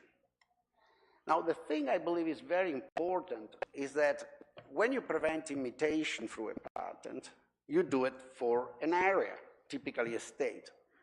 In the days preceding globalization, not only patents were less common, for example, until the 70s, there was no patent in the agricultural sector. Patents were introduced in the agricultural sector only in the late 60s, early 70s in the United States, and then extended to other countries. It may be surprising to many, but there were no patents in pharmaceutical here in Italy at all until 1978. And the Swiss super powerful medical industry developed without patents until also 78, 79. So the extent to which in those years patent protection was used was very much restricted to certain manufacturing sectors. But not only, patents were mostly national. The applicability of a patent was not immediate. The criteria from a country from another were very different, and the ability to transfer your patents from one state to another, to another, to another in the 60s and the 50s was extremely more limited than it is today. What does that mean? That means that imitation in local markets was a lot easier. Right now, a big test is being carried out. We have extended patent protection pharmaceutical to the Indian subcontinent. India developed since the 70s and 80s a very powerful and very efficient pharmaceutical industry based completely on imitation and improvement, which was a major feeder of cheap medicine to all poor countries. One of the conditions of WTO was that India pharmaceutical industry, through the WIPO, World Intellectual Property Organization, it's a sub-branch of the World Trade Organization, adopted progressively the patent rules of the US, basically, and EU, but mostly US. All you need is pharmaceutical. And the bet is they're going to kill it, but we'll see. Certainly that's what happened to the Italian one. The Italian pharmaceutical industry, which was quite flourishing in the 70s and 60s, is essentially dead, and the little that is left has no innovative activity at all, just branches of big pharma. Now, this is relevant to understand because those mechanisms of imitation were also mechanisms through which income inequality was reduced. The way you reduce income inequality is not by taxing the rich. That doesn't help a lot. That helps a bit, but doesn't help a lot. You don't tax the winner. You make more winners.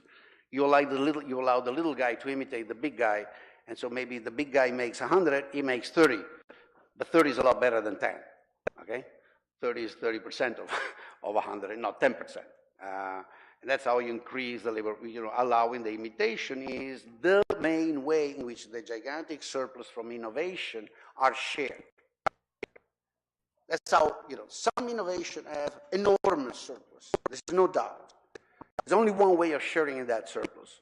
It's to imitate, is to adopt it, is to use it, to improve it, and get something out of it on your side.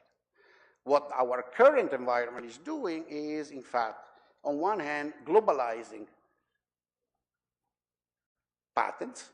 That's what WIPO does. So the ability now to enforce patents, not just continent-wide, but worldwide, is remarkably higher than it was 40 years ago. That, together with the globalization of the market, gets you the cocktail for the winner takes all.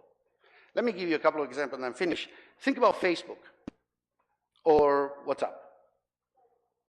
Both Facebook and WhatsApp are wonderful tools.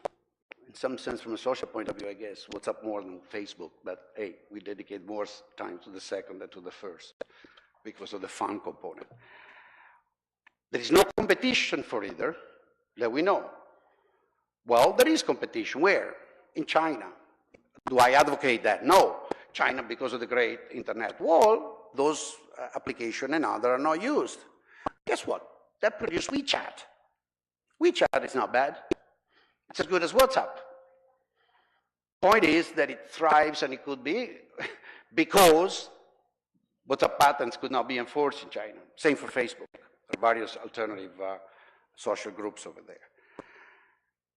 Now, is this what I advocate? Legal restriction? No. It just gives you, though, a hint through two examples of the fact that it's not necessarily true that there has to be a winner for each app. There can be more than one competing.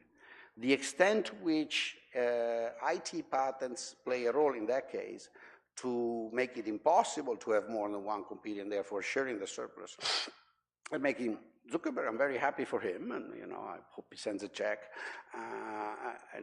There's no, I'm sure he would have been very happy of his innovation. He would have found it extremely rewarded, even if instead of being worth 60 billion, he was worth 6 billion.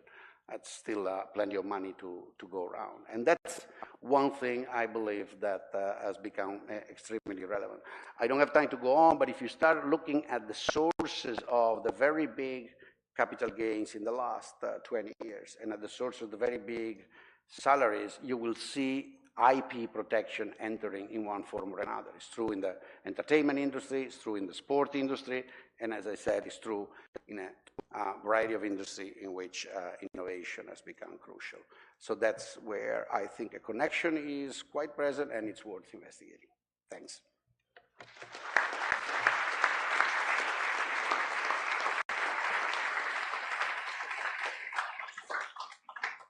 Grazie Michele per la tua presentazione.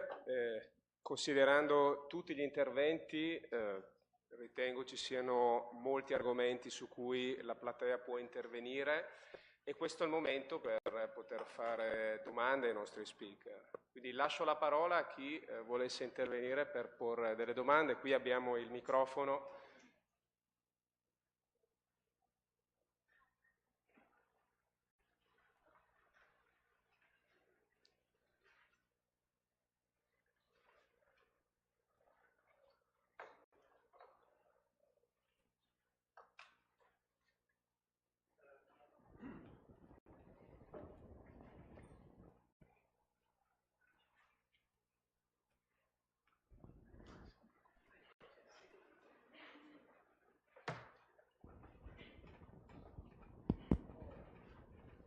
Una domanda su un'azienda che vive di proprietà intellettuale. Una domanda su un'azienda che vive di proprietà intellettuale, la Imagination Technology. È un'azienda che forse voi non conoscete, ma la possedete. Produce i chip grafici di iPhone ed iPad e il motivo di successo di iPhone ed iPad è che Steve Jobs ha sempre voluto grafica di alta qualità per i suoi prodotti. Imagination Technologies forse sarà abbandonata da Apple, che ha detto che tra 2 anni vuole sviluppare i propri chip. Imagination Technologies non produce chip, li disegna. Sono poche centinaia di programmatori specializzati in Inghilterra. Io non la conoscevo, un mio allievo è stato assunto lì, sono un insegnante di scuola secondaria. È da notare che l'Inghilterra, nelle proprietà intellettuali, è molto importante anche con ARM, che produce i processori, i chip principali.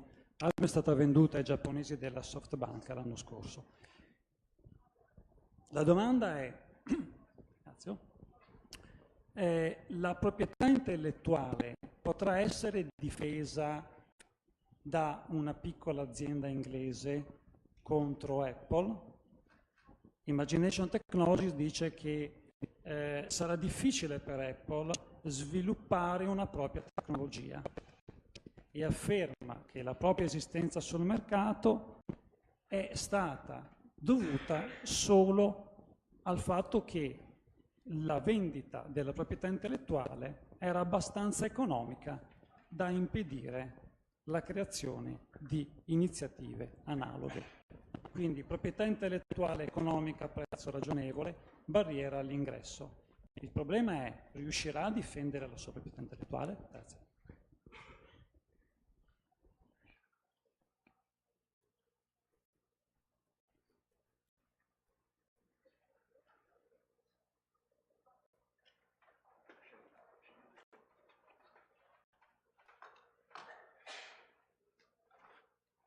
I'm afraid I'm not an expert in this area. And clearly you are a situation in which you don't manufacture the goods yourself, so you cannot avail yourself of a trade secret. You're not Google or Apple, so you need to somehow license your intellectual property. And that's one of the difficulties if you get rid of patents, is that you don't eliminate intellectual property because the substitution is throughout trade secrets, which is no problem for Apple or Google because Apple and Google can just put the knowledge into their products, but for smaller companies, it's harder. And trade secrets are fine, but lots of companies have operated with trade secrets, but they limit the diffusion of knowledge and they create a problem with the financing as well because you cannot have some assessment of the value of your innovation. So that's a little bit of a difficulty. In terms of the enforcement of intellectual property, I think we all agree that it's way too expensive now. You resort to courts. The courts are pretty badly informed, to be honest. Their judgment is, even if the judge is competent, that's not the issue. Still, you don't have the knowledge, the technological knowledge. You cannot move back 3 years ago, see what we would have decided 3 years ago. So I think we need a much better, that's what Michele was saying as well, we need to improve the patent, even if you keep patents, we need to improve the patent award process.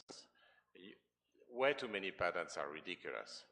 And you mentioned the one-click patent or the idea of patenting the concept of a browser. And in theory, that's not an issue because an innovation has to be new, not obvious, blah, blah, blah. In practice, there are lots of patents which don't correspond to that, including many business method patents. So the thing is that we have way too many patents. There were bad incentives for PTOs, of course. Some of them have been eliminated in the US, but with the Obama law in 2011 or something like that. But clearly we have to improve the process quite a lot. But let me conclude with this point, is that if you are a small entity, it's very hard to enforce your patents all over the world. I mean, it's almost impossible. You spend your life doing that. So the question is, what is your choice? I mean, do you want to sell the patent to a non-practicing entity, which then is going to try to extort money from all over the world? It's pretty complicated, actually, if you're a small guy. It's easy for Apple, Microsoft, or Amazon. They just spend millions and millions of dollars all the time, on a single lawsuits. And they have an army of lawyers and technologists who are going to spot that these companies infringing on their patent. But for the small inventor, it's not that easy in a sense. So patent trolls have a bad reputation, often for good reasons, but partly also because they own patents which should not be patents. But in the end, we need an alternative too, so that the small inventors actually have a way of defending their intellectual property. They cannot just use trade secrets because they don't produce downstream, and they have a hard time enforcing their intellectual property because they will need huge armies of lawyers to do that. Michele, vuoi aggiungere qualcosa? No, I don't think I should because I tend to agree. Okay. Only one thing. Yeah, I think that, for example, on the industrial secret thing that Jean has mentioned. Well, notoriously, there is an argument. I think you were one of the co-authors. Was it Drew alone? You guys have an argument. For sure, there is Drew. But I don't remember if it is Drew. Would be Drew Funenberg. I think you were the other co-author. The argument that given the distribution of expected secrecy, lasting time for secrecy, if I introduce patent that last at least T, anybody that has a expected waiting time for secrecy less than T will patent, and everybody else will not, and that will shift the whole distribution in a worse direction from a social point of view. It's a nice theoretical argument. I have no idea, actually, empirically, if anybody has trusted it, but being a theorist, it's my first starting point, and I would like to go out and say, okay, yes, trade secrecy is an issue. Okay, but so that's another, you see, patents, on this there is an extensive literature. Patents are not very revealing. The old idea that a patent had a social value, among other, because it made information, scientific information about the discovery, readily available, in my reading of the specialized literature, is largely gone.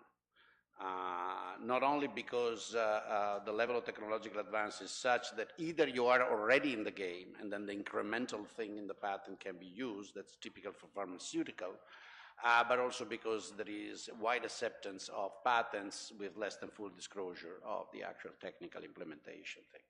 But this would be the only thing I would suggest to look into, but I have no. Jacques? I don't know about the question itself, but reacting to what Michele said, first I think we should bear in mind there's patents and patents. For example, a pharmaceutical formula, that's a patent. You have the patent, you can make it. So that's a whole other world, and it's a big part of the equation. There's lots of money in that. It strikes me that patents increasingly are used to. The other day, one of my children, we saw a peacock in a park, and he was beautiful, showing all this stuff, and he said, yeah. Yeah, it doesn't become green. It's the reverse. It's the reverse. Okay. Green, right? Okay. And yeah, that's what I had. Now you can hear me. Good, that's what I had before.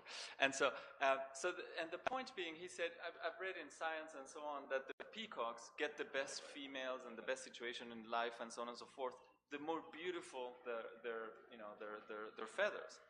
And it's like, why is that? It's because somebody who can actually produce all those feathers and have all the strength and sort of, and do all that unuseful stuff, it's only aesthetics, actually is so strong to begin with that they can actually do this futile thing. and also the females like him and so on.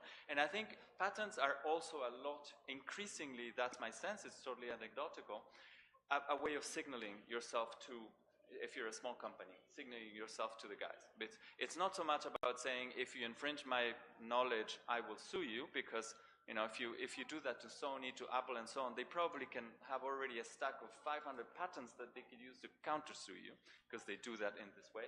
It's more to say, look, I can do this, I can disclose it. I mean, getting a patent today is probably 5 years.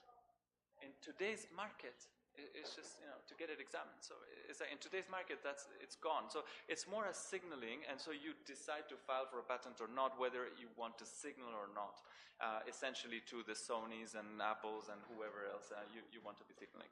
I think that's, I think, and it's increasingly the case, is that what we want patents to do? I don't know. Big question. Franco D'Occhio, delegato del rettore a trasferimento tecnologico dell'Università di Brescia.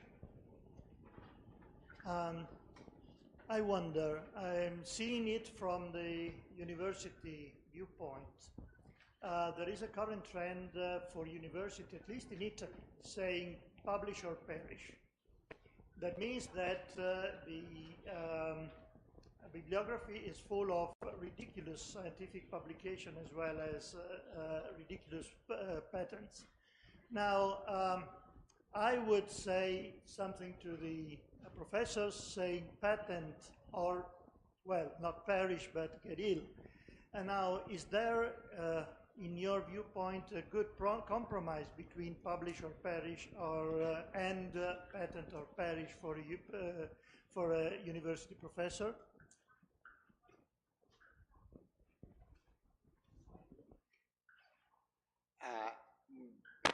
I actually agree on the dramatic thing.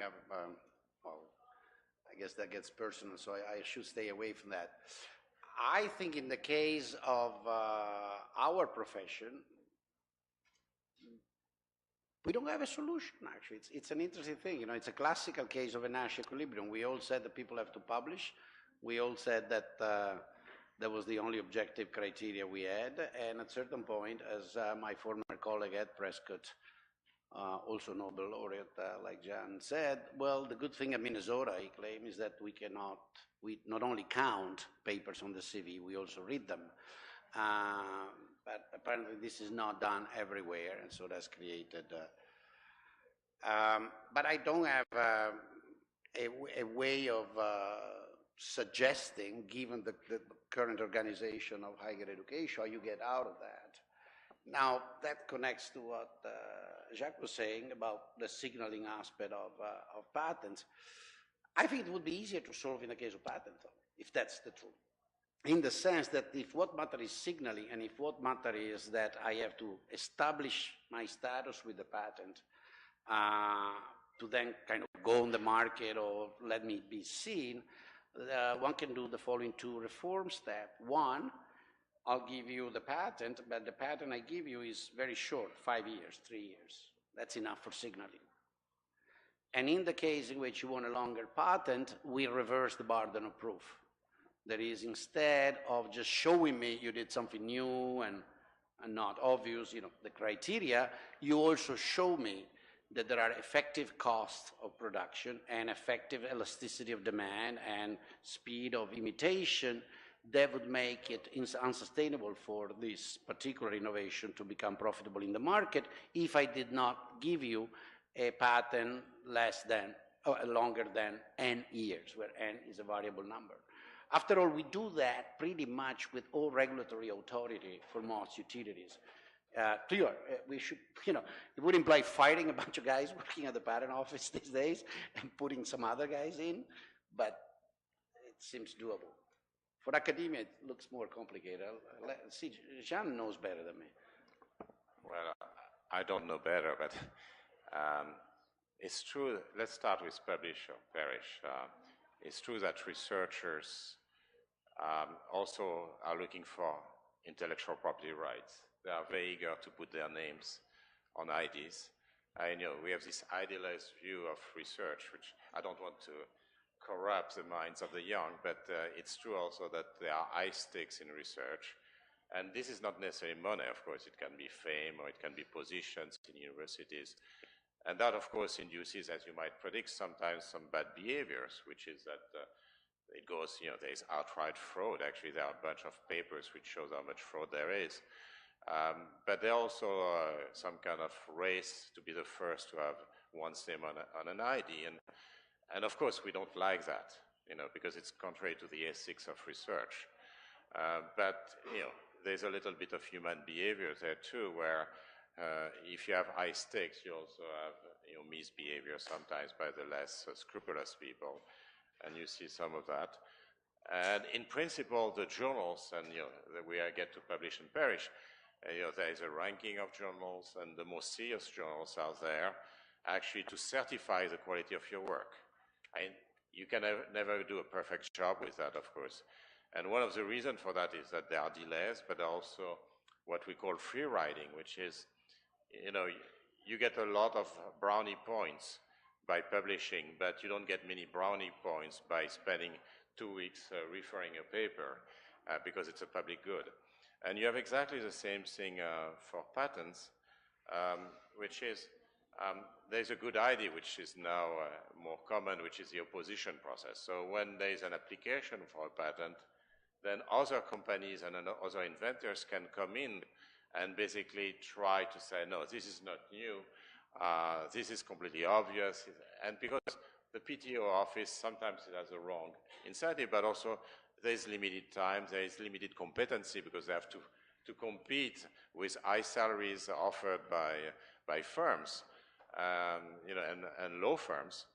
And it's very hard for the PTOs to actually do a good job. So the idea is you bring in referees in the process so they can challenge, and you could get rid of those very bad patents. And there are many, many of those. But again, it doesn't work fully because there is free riding. Again, if you help invalidate a patent, what do you gain out of it? I mean, actually, you are much better off if you go to see the firm and say, look, buy me off, give me some money, and I won't complain anymore. Free riding issue is a big issue, and we have to find incentives so that you enlist the community so as to stop all those bad patents and only keep the good ones. And in terms of a hearing, Michele's idea, I mean, yes, we need that. We need this confrontation. Now, how much you want to discriminate is a difficult issue because we all know that, one size doesn't fit all. I mean, you cannot put, I don't know, for example, the software industry together with the pharmaceutical industry. I don't think, having a single rule, 20-year patent for both, regardless how you feel about patents, is very difficult. Just like you cannot have one level of debt all over Europe, 60%. It makes no sense. But once you open this kind of forums and you say, oh, we should discriminate, then lobbies that Michele is talking about, they pop up. And here's the difficulty. We know it's one size fits all is completely wrong. But at the same time, once you open the kind of forums, then you get the lobbies in, and they are going to be very powerful. And you will have to keep the PTO's the agency even more independent than it is. It's actually very, very difficult. So we don't have a complete good answer to that question, but the issues are real.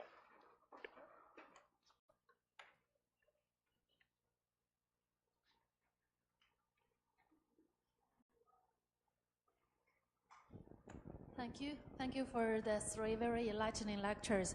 2 professors mentioned the IP in China, and Professor Baldry also mentioned that in China we do have a Chinese version of WhatsApp. It's called WeChat, and I believe that in WeChat, in fact, we have more functions. For example, friends can transfer money, and we can use WeChat to directly to pay when we are going to buy something. So my question is, in situations like this, is it pure imitation, or it's like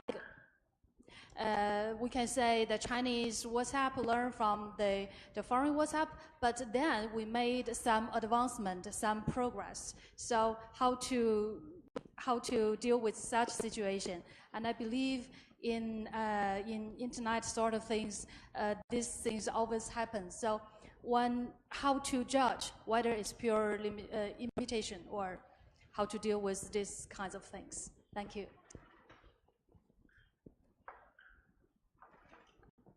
I mean, if you ask me on WhatsApp, you did it with Alibaba and you did it with Google and everything. It's essentially the Chinese as a country saying this is not happening on my turf. And that's, I mean, you can theorize it in economics, whatever. Are you for totally free trade, free markets, and so on? Who knows? The truth is, I don't think the US government would have allowed Chinese WhatsApp to, you know, make WhatsApp the main connection point for American citizens, or same for Google.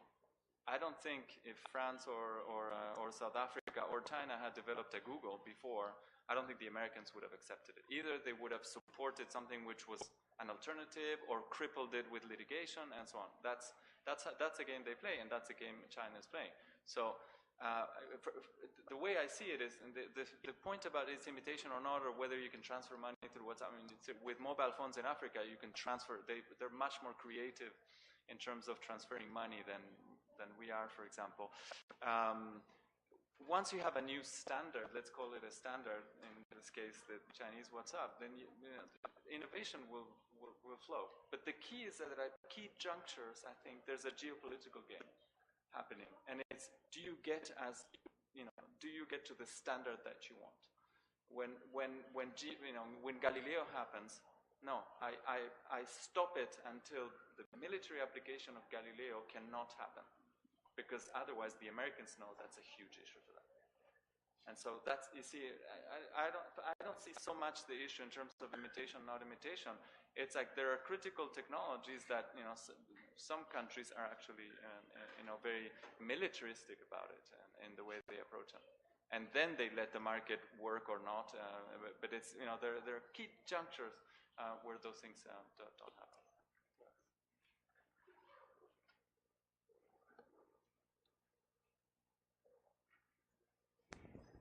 Hi, I'm Oscar from ECO Summer School. So I would like to ask a little bit about imitation, which is also, I can see from that slide, which is crucial in allowing people to share in the social surplus of innovation. So can we say that because of the imitation, technology and some other devices are getting much more popular? So can we say that since we can still see in all country the imitation or same design and products over there, so do you think the government policies is kind of to stimulate this maybe to this kind of imitation? Because when we take a look to countries, they have different options. And also, can we also say that some government also stimulates, not kind of as of course the military base is very important for the innovation and new patents. So when we see that for the new patents, do you think there will be any governmental policy differences to stimulate even imitation or even for the new patents between, let's say, US and EU? So thank you. Probably the economists in the room can provide a better argumented answer. I think there's a very basic ethical question, which is, can an intangible be appropriated? And I often, for many years I thought about that. Can you appropriate a concept created by the mind? And there's lots of literature, especially in the Catholic Church and so on. And so that's a key question, because we're all born out of imitation. Learning how to read and write is out of imitation. I mean, what if somebody patented the alphabet? There's crazy stuff that you can think. Now, I thought it was about intangibles, and not so long ago, I went to I was invited to the Vatican to this, this conference on economics and inequality. It was very interesting, and I said, under what conditions can we appropriate an intangible, an idea? Because essentially, a patent is that. It's trying to capture an idea, put it in a box, and saying it's yours or you can exploit and you can litigate against people who may use it, in your view, for 20 years. Now, a professor in the room who was from the Venezuelan Pontifical University, he said, no, it's actually any kind of good. any kind of appropriation of a physical or non-physical good should be based on, public. Is there a public interest, public good to that? So it applies also to physical stuff. It's just in the area of intangible, it seems to be much more.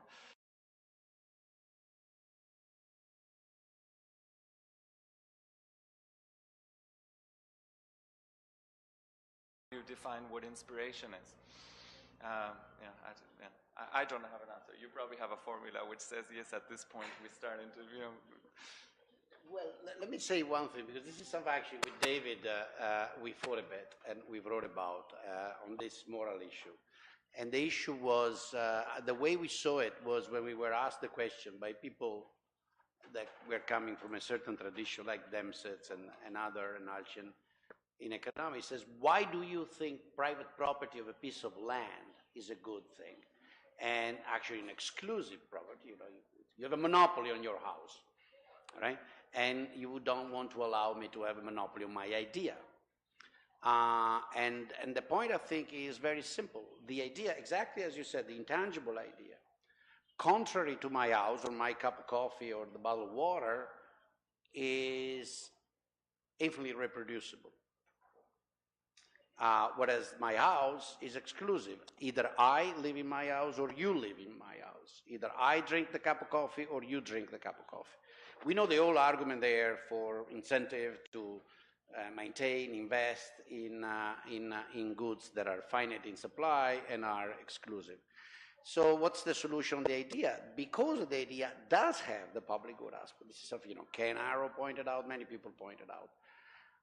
The difference is that my copy of an idea is exclusive, which is the true difference. My copy of the idea is exclusive. My knowledge of trigonometry is my knowledge of trigonometry, whereas the rules of sine and cosine are reproducible and replicable and usable by many.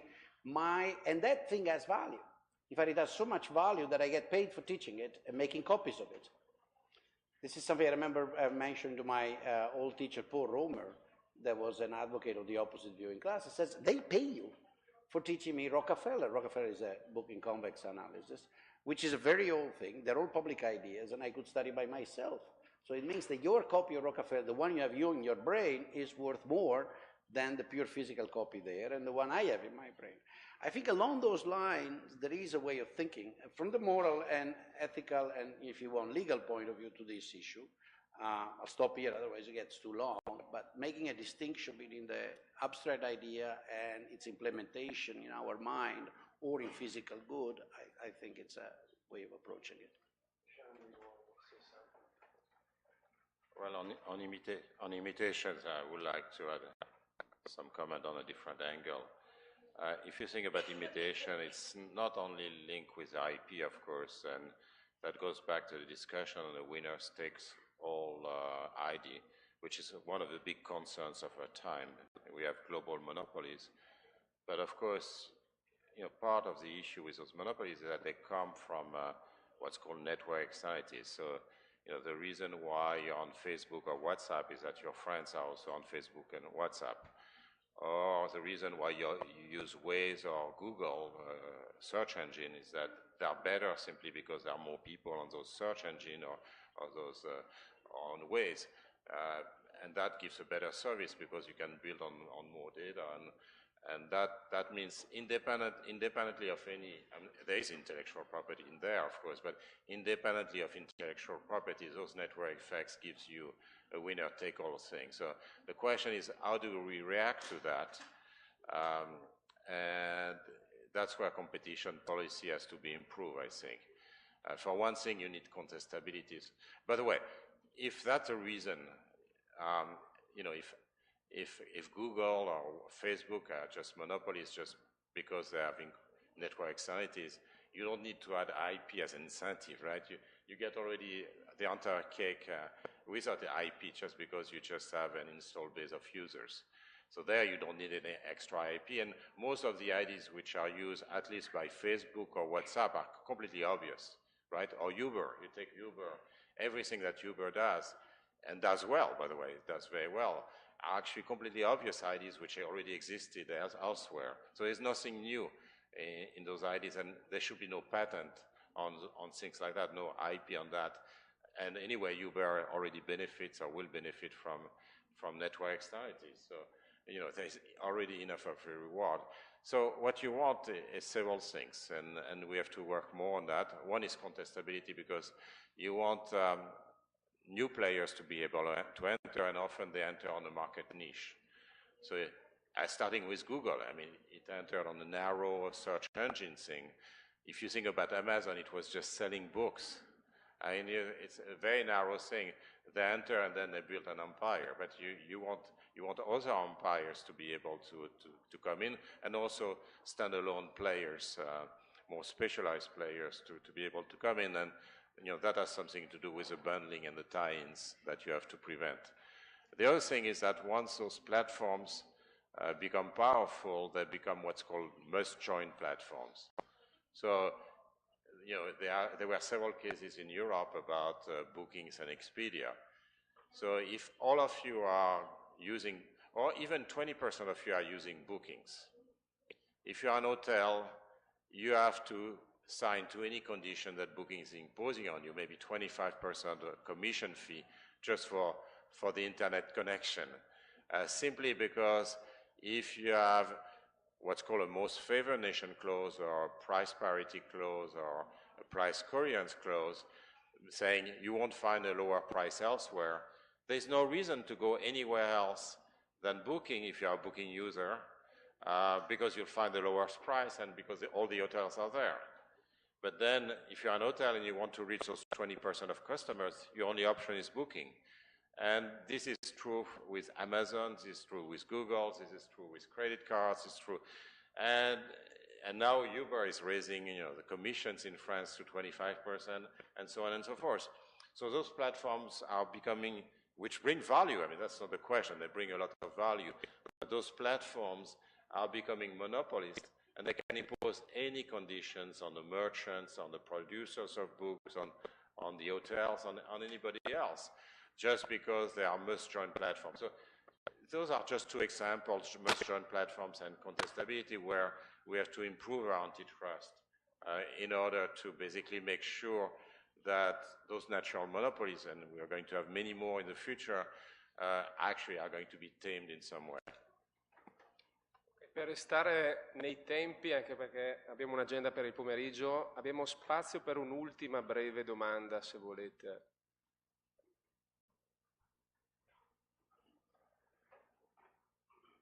Thanks.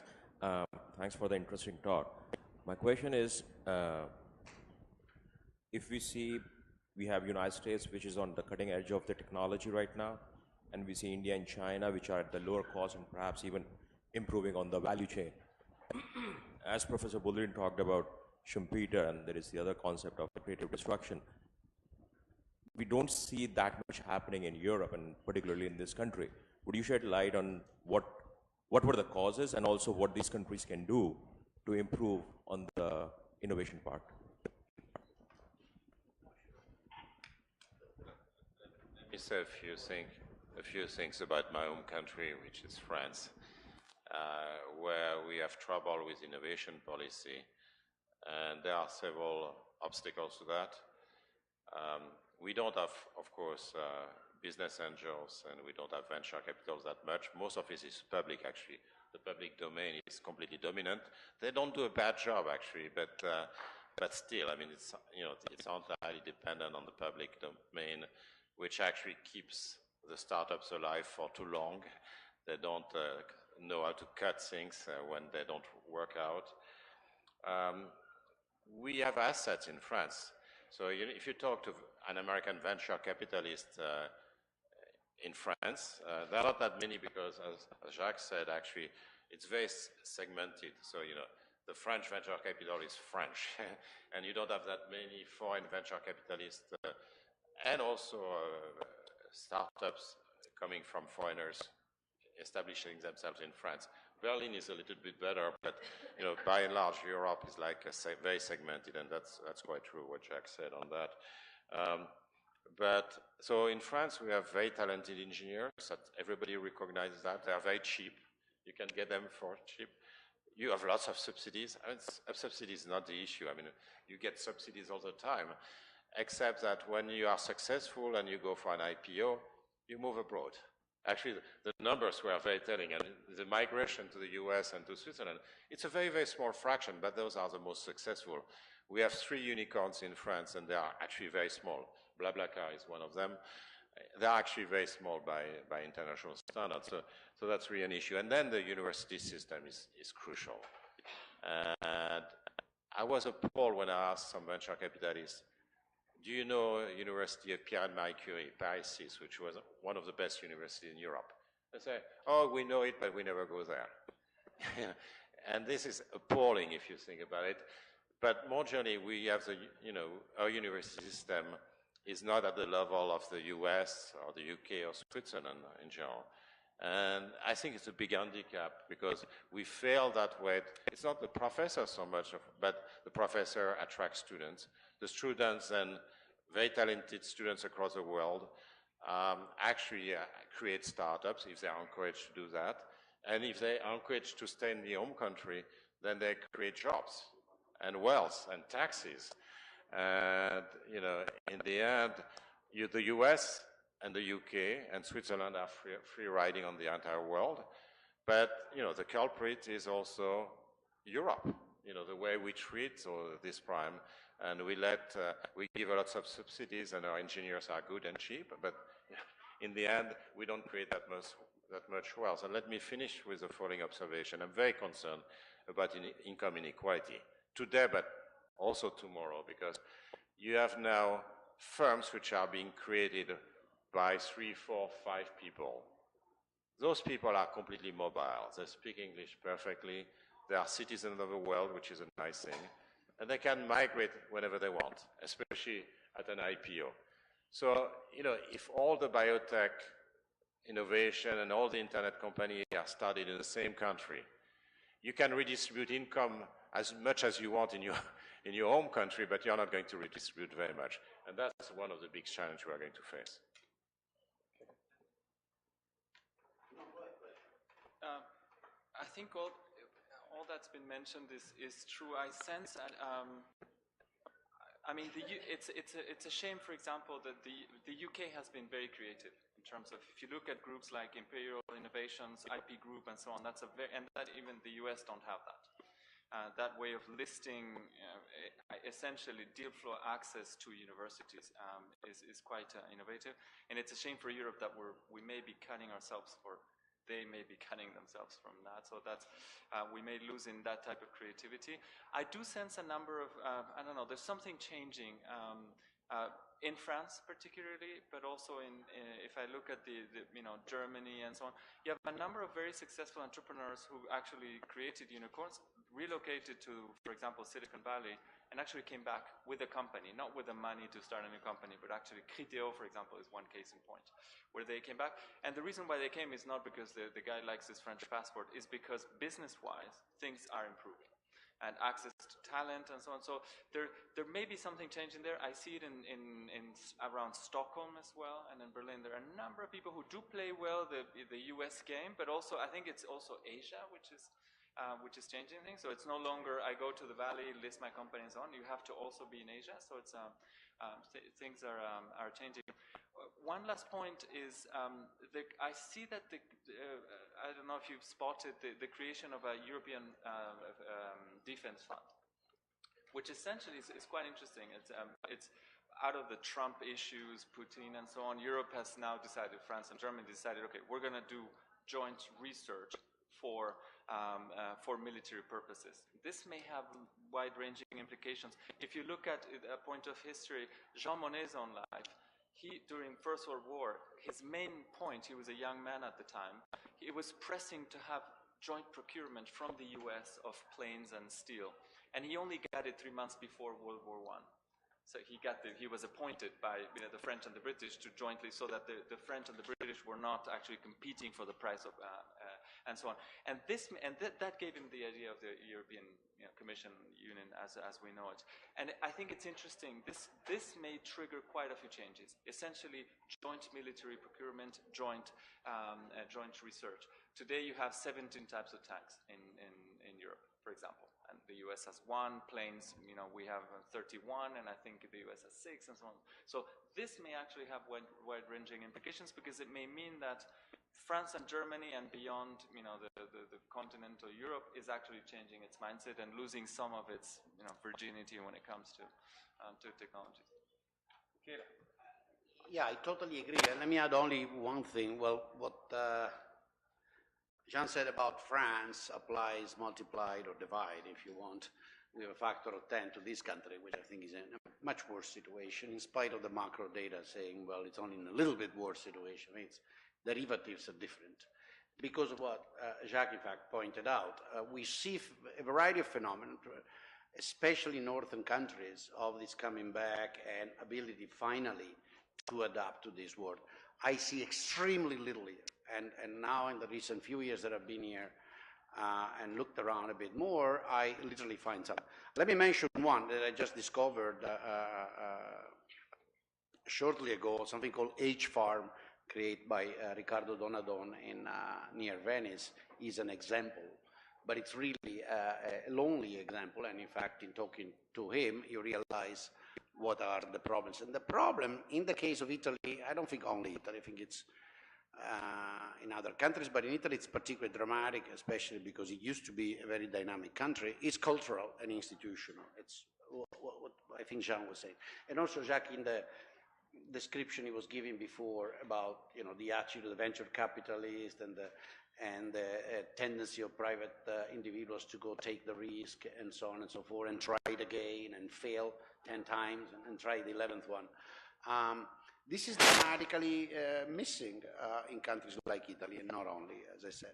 And it's going to be a big factor because innovation, you see, can be of two types, basically. The one we keep talking is the frontier. But when you are way inside the frontier, it's actually the ability of adopting, let's call them best practices, which at the end is imitation, that becomes an innovative factor.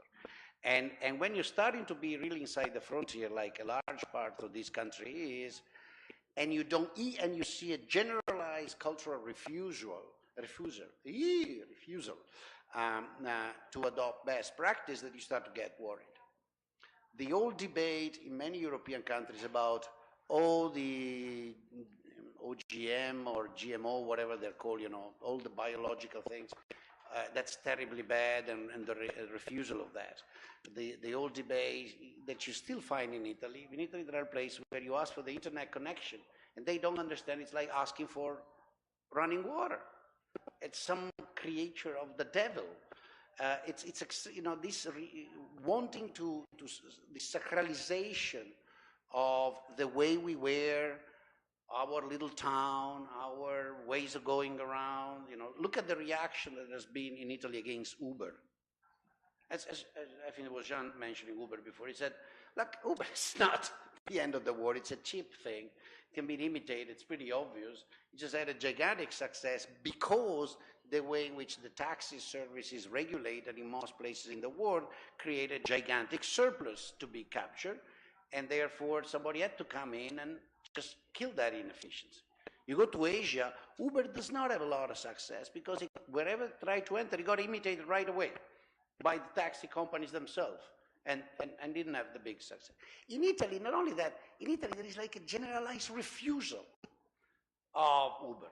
In Italy, in Milan, they managed to have a kind of, you know, city conflict over Starbucks opening a store in Piazza Duomo because, oh my God, what a, you know, heresy, you know, the American selling coffee to us. Well, we didn't invent coffee.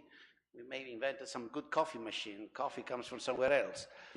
So this is becoming very deep, and I think it matters now. It's not just a matter purely institutional study. It's really become a cultural battle. I think it's relevant. Ok, con questo ultimo giro di tavolo credo che possiamo concludere il convegno. Il tema, ne ero convinto già in partenza, ha animato il giusto interesse, i temi sono di grande attualità. Ringraziamo gli speaker per le loro relazioni, ringraziamo tutti voi per essere accorsi numerosi a questo evento, grazie a tutti quanti. Alla prossima occasione.